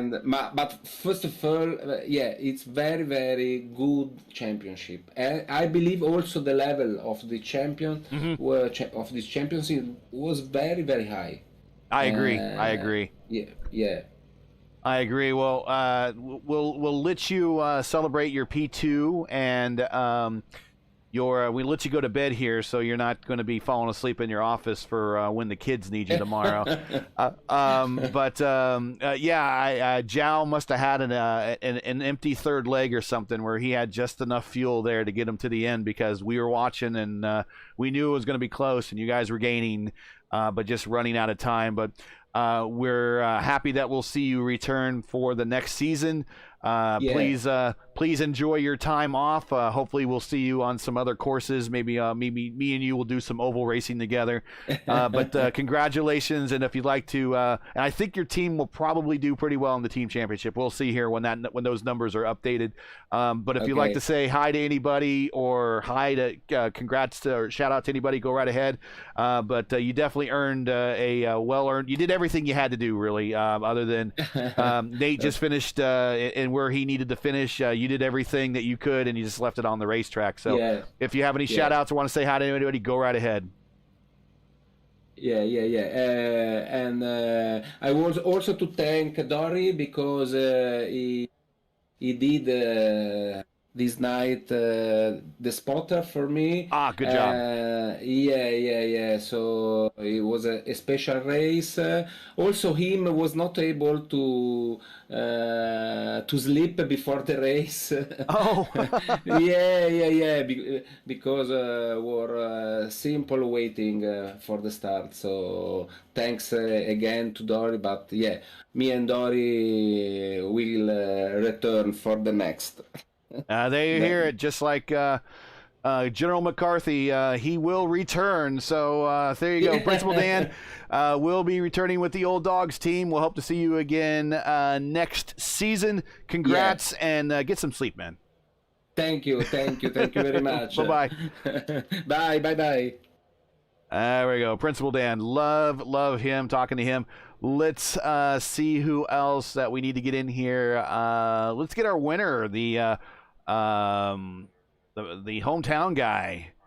Hey, Jao, congrats on winning your home race, P1. And we knew that you were just enough fuel to get you home. How much fuel did you end the race with? Hi, guys. Good night, everyone. I was joking on the conference room. I have to save like a truck of fuel. It looked impossible, but I would just have to thank Paulo Godoy. He is a friend of mine that was in Discord with me. He was helping me with the save, the clutch thing, and every calculation of you. But I was just afraid that guys like Alexander, who was pushing, was just like pass me by and start to open a gap. Mm-hmm. But I was saving, and he was opening like 0.2, 0.3 just on the straights, and then I would start to get the confidence on the strategy, Mm-hmm. and I was calculating every time, and every time that I know it's a rule on our league, but every time that I got someone that was having a blue flag, I was hoping, oh, don't get off the way, please. Don't get off the way. I need your draft. let me draft you. Let me draft you. Let me draft you. Yeah. I understand that. Yeah. 23 laps on the first stint. I was thinking like, it's crazy. I will have to save a lot. And when Alexander hit like 10 seconds behind and he was pushing, I really start to think that was not going to do that. But when the tires start to turn over, Mm-hmm. the gap was staying, and then he had a fight with Dan. Mm-hmm. So I was just saving the many fuels I get. So like I was talking to the guys, a lap here with the full power is 3.56 liters. My lowest lap I did 2.73, so I was fuel saving like a hell. Well, we were riding along with you because at one point on a drive-by when you drove by the camera, there were other cars going by. There were other cars going by, and they were kind of at full song, and we kind of heard you not at full song. And I'm like, okay. So we hopped on board, and we were able to see that. Okay, you were short shifting and hitting the certainly going into turn one. You were hitting that clutch and making that turn into turn one, and then you were also clutching at some other place. We're like, oh, okay. So he's doing everything possible to save fuel. So we weren't sure, but once we saw you kind of take the white flag and make it halfway through that last lap, we're like, looks like he might have done it. So congrats, and whoever was helping you, master strat to them. Give me their name. I'd like to talk to them sometime to help me. But congratulations on that. I mean, that was just brilliant on your part. And I mean, I know this is a virtual race and everything, but I mean, it is. I mean, how does it feel winning your virtual home race? I was treating like my home race. I love Interlagos. Been there in the real life many times. That's cool. The name of the guy, I started with the calculation, but who helped me manage this is Paulo Godoy. He started race IndyCar with me, but he went to the GT3 side. I would just like to say thanks to my sponsors, the Eco Big Bags and Grupo Mendes. We are a team from Brazil. It's called EG Racing. We started with the Estrela Galicia, but Estrela Galicia left, and we kept the name, so it's EG Racing. Mm-hmm. And just send a big kiss to my fiancée. That every time that I step on the podium, I do that. And many thanks for the league. It's a very well structured league. I loved it. I say to everyone in Brazil, "Oh, come race on the field with me," and I'm gonna be here next season. Are we gonna see you on the oval though? Yeah. Okay, good. All right. We got to see you. You got to come race my hometown race at Indianapolis. So the guys on Top Split, the guys that made the Top Split transmission are saying the same thing to me. So you have to try the ovals. You have to try the ovals. So I'm gonna start to buy the track and try oval here and over here and see how I do. Well, hey, let me know when you get on the ovals if you want someone to race with. Those are kind of my thing, but it is a whole different style of racing. I will give you that. But yeah, Dan, congratulations. Go ahead. I was saying to the guys, the main difficulty to me is because the setup is very like one wheel have 0.83 plus on the camber, and the other wheel. I like my setup to be like the same on the uniform. The same thing on the same Yeah. on the side, you know. And for me, and Brazilian, because we watch a lot of NASCAR here, we watch a lot of IndyCar, but watch and understand, it's two different things. Yeah, that's you said it right on the head right there. Hit it right on the head.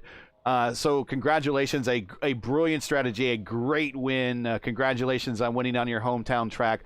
Hope to see you sign up for next season, which starts in January. And hey, let's get together for some oval racing sometime, shall we? Yeah. All right. Congratulations, your winner tonight, Zhao, and his home track, P1 at Interlagos. Congrats. All right, so now we bring down our Season 2 champion. He's been waiting in the waiting room forever. Let's bring him on down here. We knew you weren't going to go anywhere, so we had to talk to everyone first because we know that the champion definitely has some words to say. So let's just get the elephant in the room discussed right away. What did you think your chances were at the end of lap 1? I knew I was going to have to put in one of my better performances in quite a while in order to get. I didn't know how far I had to get.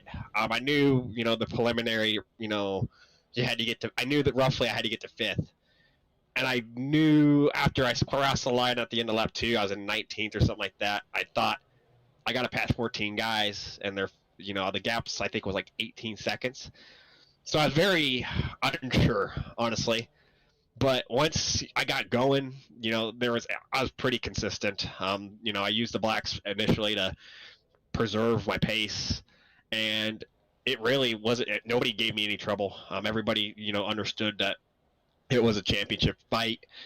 Nobody really gave me a hard time per se. So thank you to everybody that I, passed on my way back up.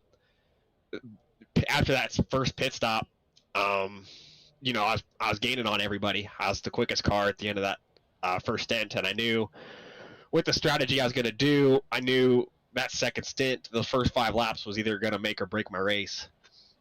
Coming out, only 4 seconds behind Dakota there, and then having Nicholas as well with the lap traffic, having to work with him. Once I got past Dakota and just, a consistent lap time all the way through, getting to 5th, that was huge. For the mental aspect of the race, because the stress was very real. I never sweat in these races, and I was sweating the entire time. So once I got to 5th, it was a bit easier. The stress kind of died down, but you never know. I think if I'm correct, I think the 2 bonus points that I think Dan got for leading the most laps and leading a lap, that was on my mind too, because if he got that, then what if 5th isn't good enough? Mm-hmm. So when Gavin, I don't know what happened to Gavin, but when that happened, I was riding a 4th. I had a 18-second buffer to, Dakota and Jeff, I think, is who was behind me. So the last 8 laps of the race was just all about staying calm, staying focused, not thinking about the gap. I was Joe's biggest fan, though. I'll tell you that straight up. I was cheering him on. At first, I was cheering on Alex, and I thought, Alex was going to be. I thought Alex was the net leader until when I looked at the lap that Joe pitted on. I realized then he was one-stopping compared to everybody else on the 2, and I'm so glad he did, because that, Dan being in second made me, ease my mind a lot more. Those last 2 or 3 laps, I was just worried about the gaps, and that last lap was pretty stressful. I hoping Joe didn't run out, and then I saw him cross the line on the standing board. So that was very stressful.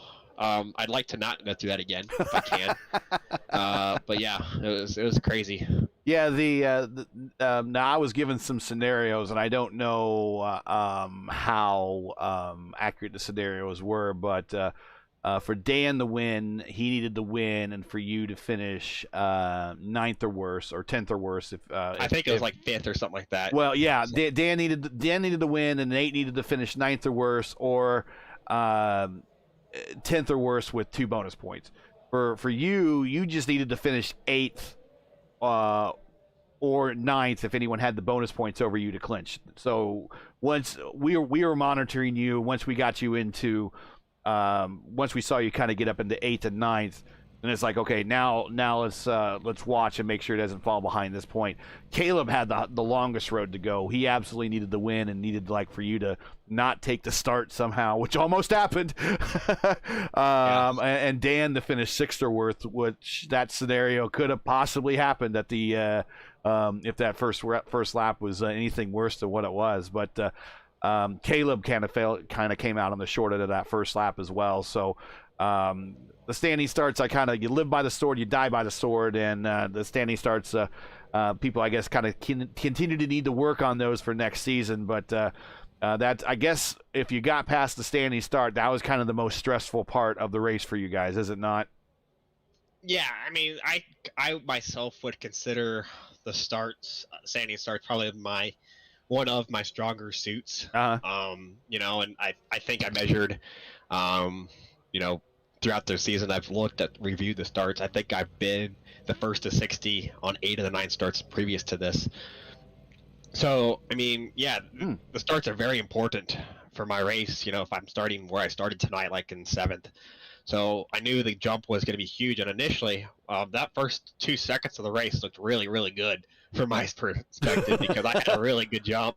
And Nick moved over to the left. I didn't realize Dan got such a poor bolt off the line. I really didn't realize that because I could not see through him at all. And right, you know, having Nick slam on the brake, I had nowhere to go on the start there. So usually that doesn't happen. Usually, you know, it's pretty.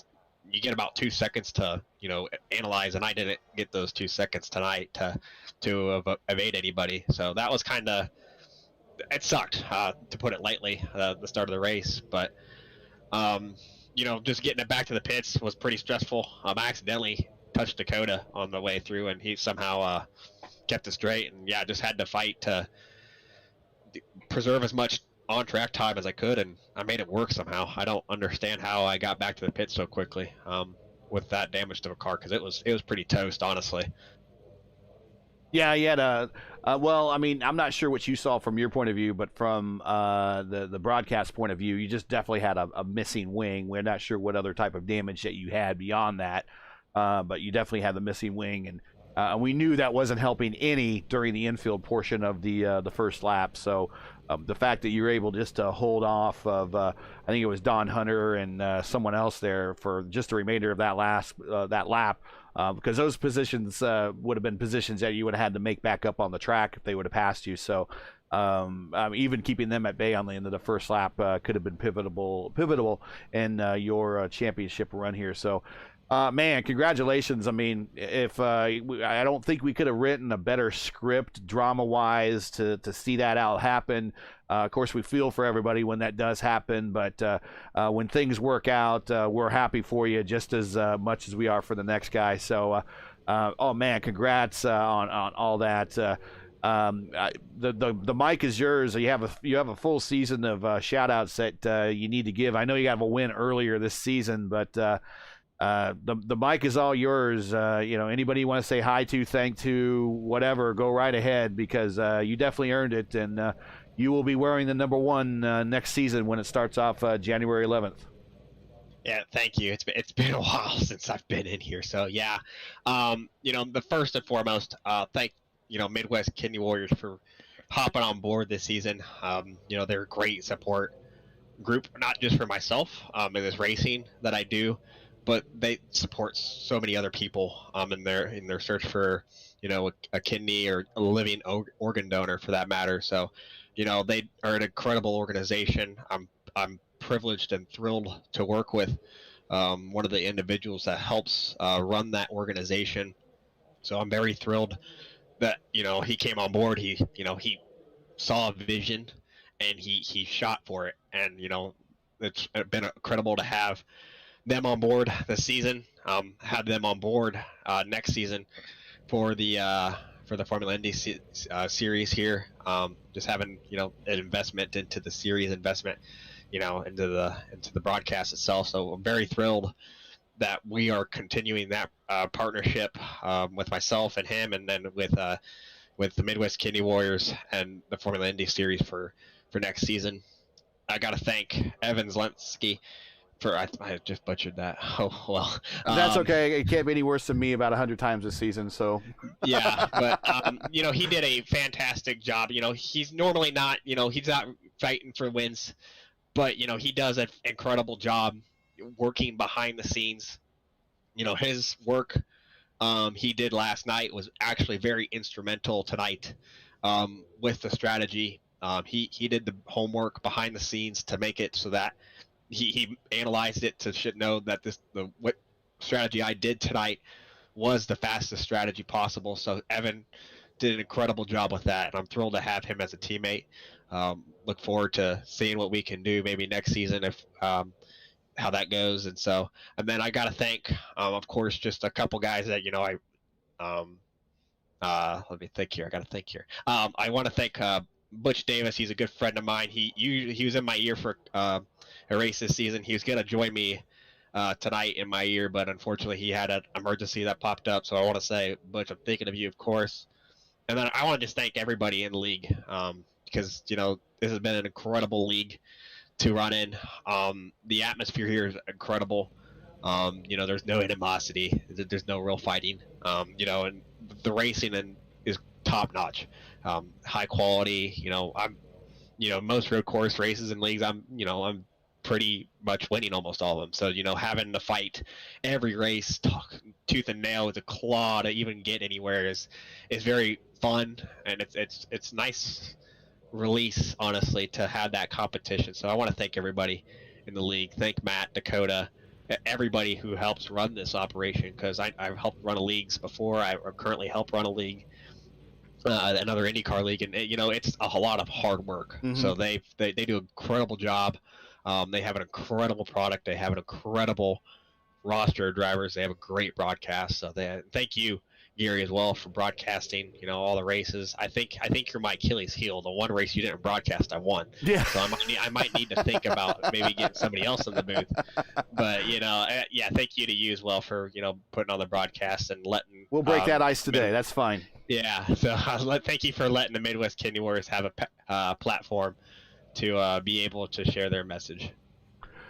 Well, there you have it. And we appreciate all the kind words, and anybody listening at home would like to participate in what we're calling season 1 of 2022, which will be starting January 11th.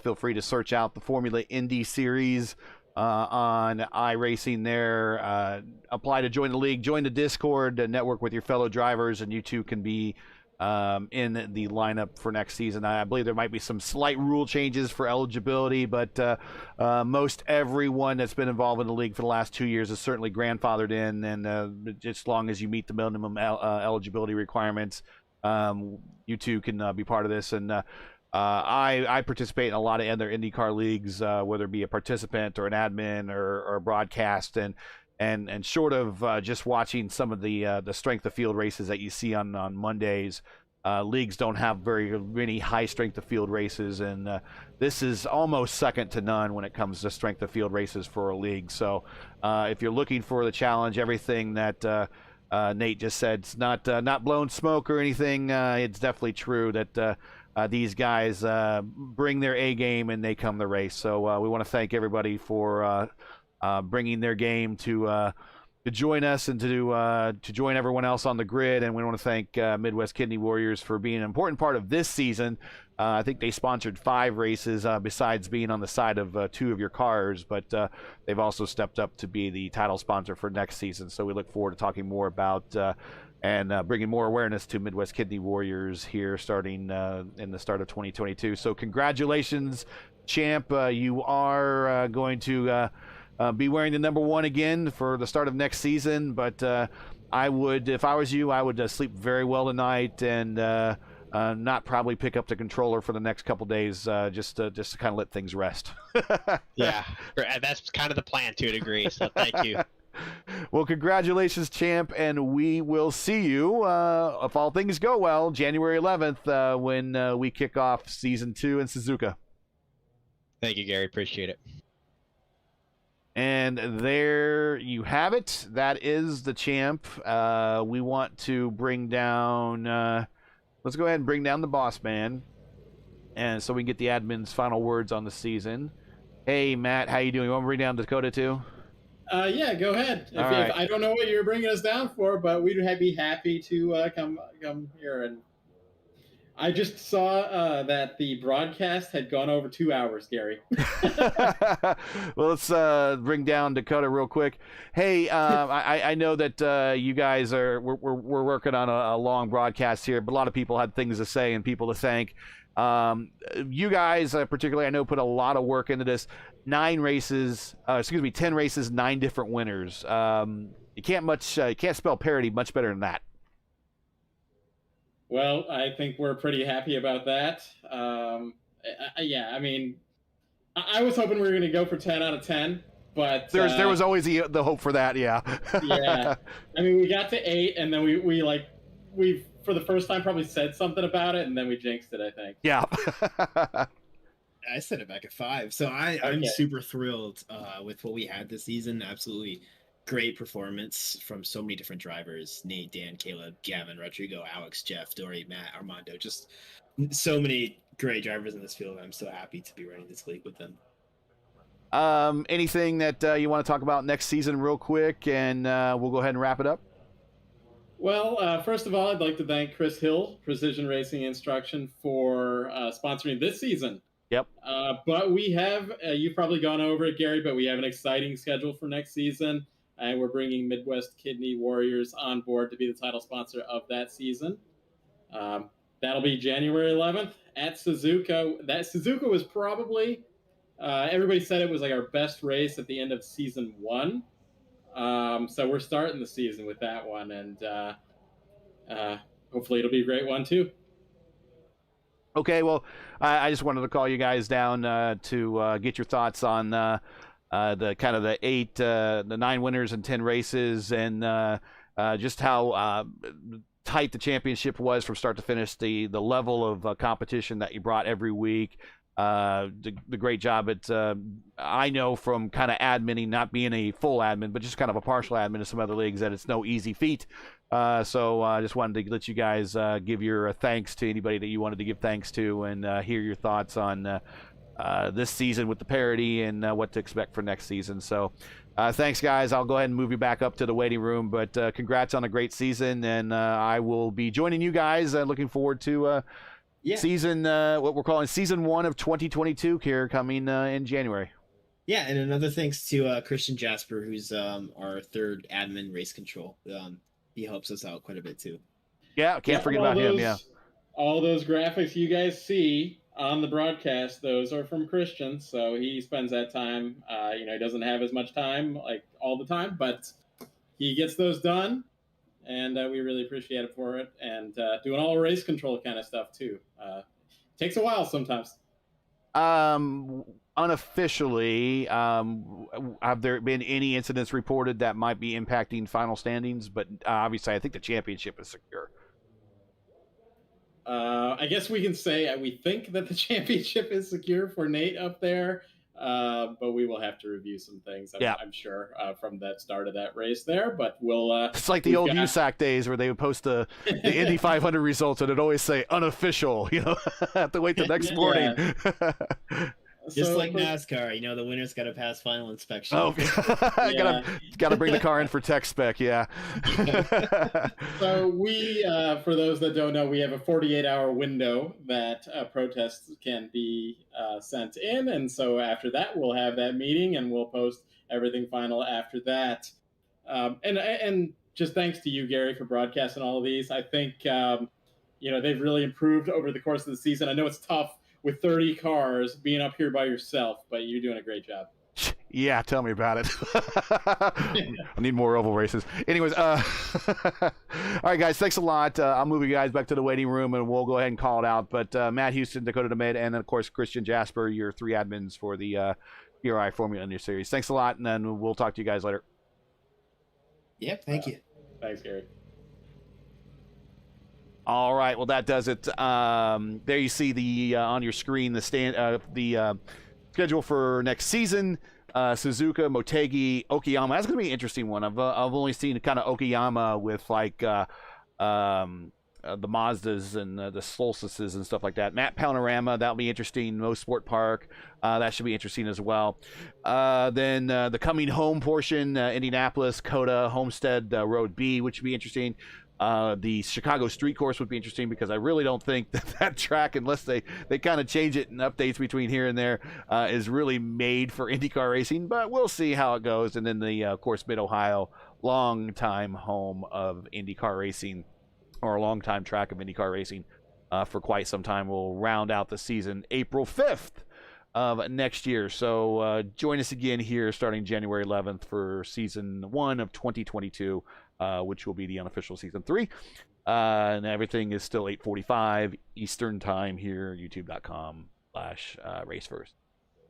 All right. Well, that does it. One more time, we'll do the race standings, and we'll get on out of here. Your podium winning on his home track is João Di with the win. Apparently had an extra fuel reservoir in his car, and that got him to the final stint there. Dan Piazza, Principal Dan, hopefully going to sleep and getting up in 2 hours to go make sure kids behave in school. In the Monza area is P2, Alex Van de Sant, P3. Your top 5, Nate Siefker, is going to be your champion for the series. Will manage to finish 4th. He did everything he needed to do despite soldiering through what was an awful incident at the start and managing to survive and come through with the championship win. Jeff Groff with a great P5 there, rounding out the top 5. Your top 10, Gallas, Venezuela, DeMade, Hunter, and Jasper. Your top 15, Flaum, Zelznik. Let's see here. Morera, Munoz, and Goyette. Moving on, your top 20 is Hill, Baldwin, Bensi, Munoz, and Wang. Your top 25 is Johnston, Claiborne, Houston, Short, and Kresge. And rounding out your remainder of the field, the defending champ Sanders, just bad luck altogether for him in this season. So look out next season for him. P26, Jake Odell 27, Spath 28, and Armando Edward 9th.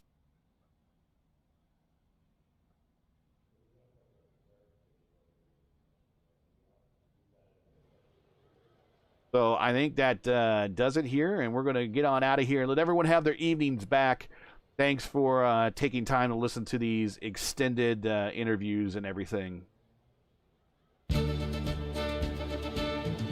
that's it tonight. Once again, your podium from Interlagos is João, is Principal Dan, and is Alex Van de Sant. And Nate Siefker is your champion for Season 2.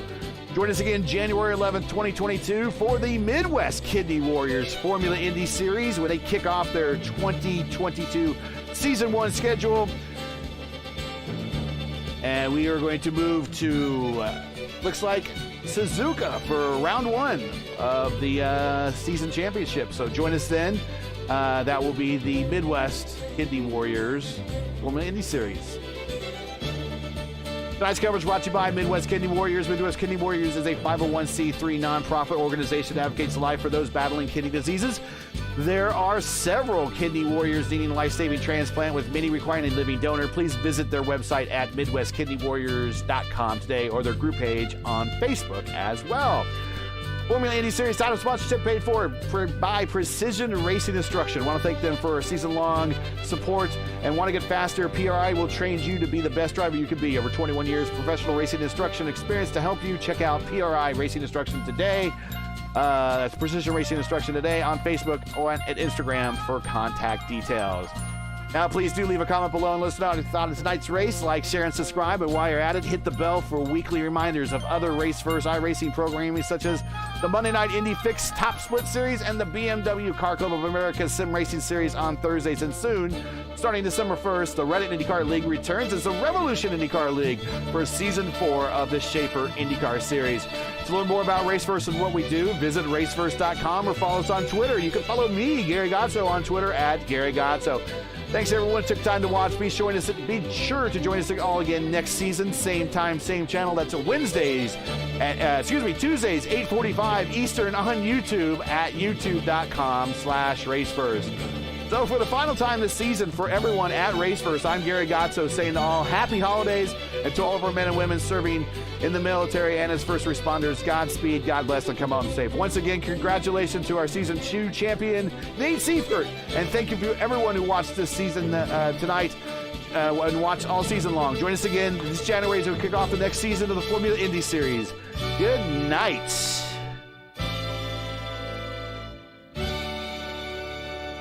Thank you.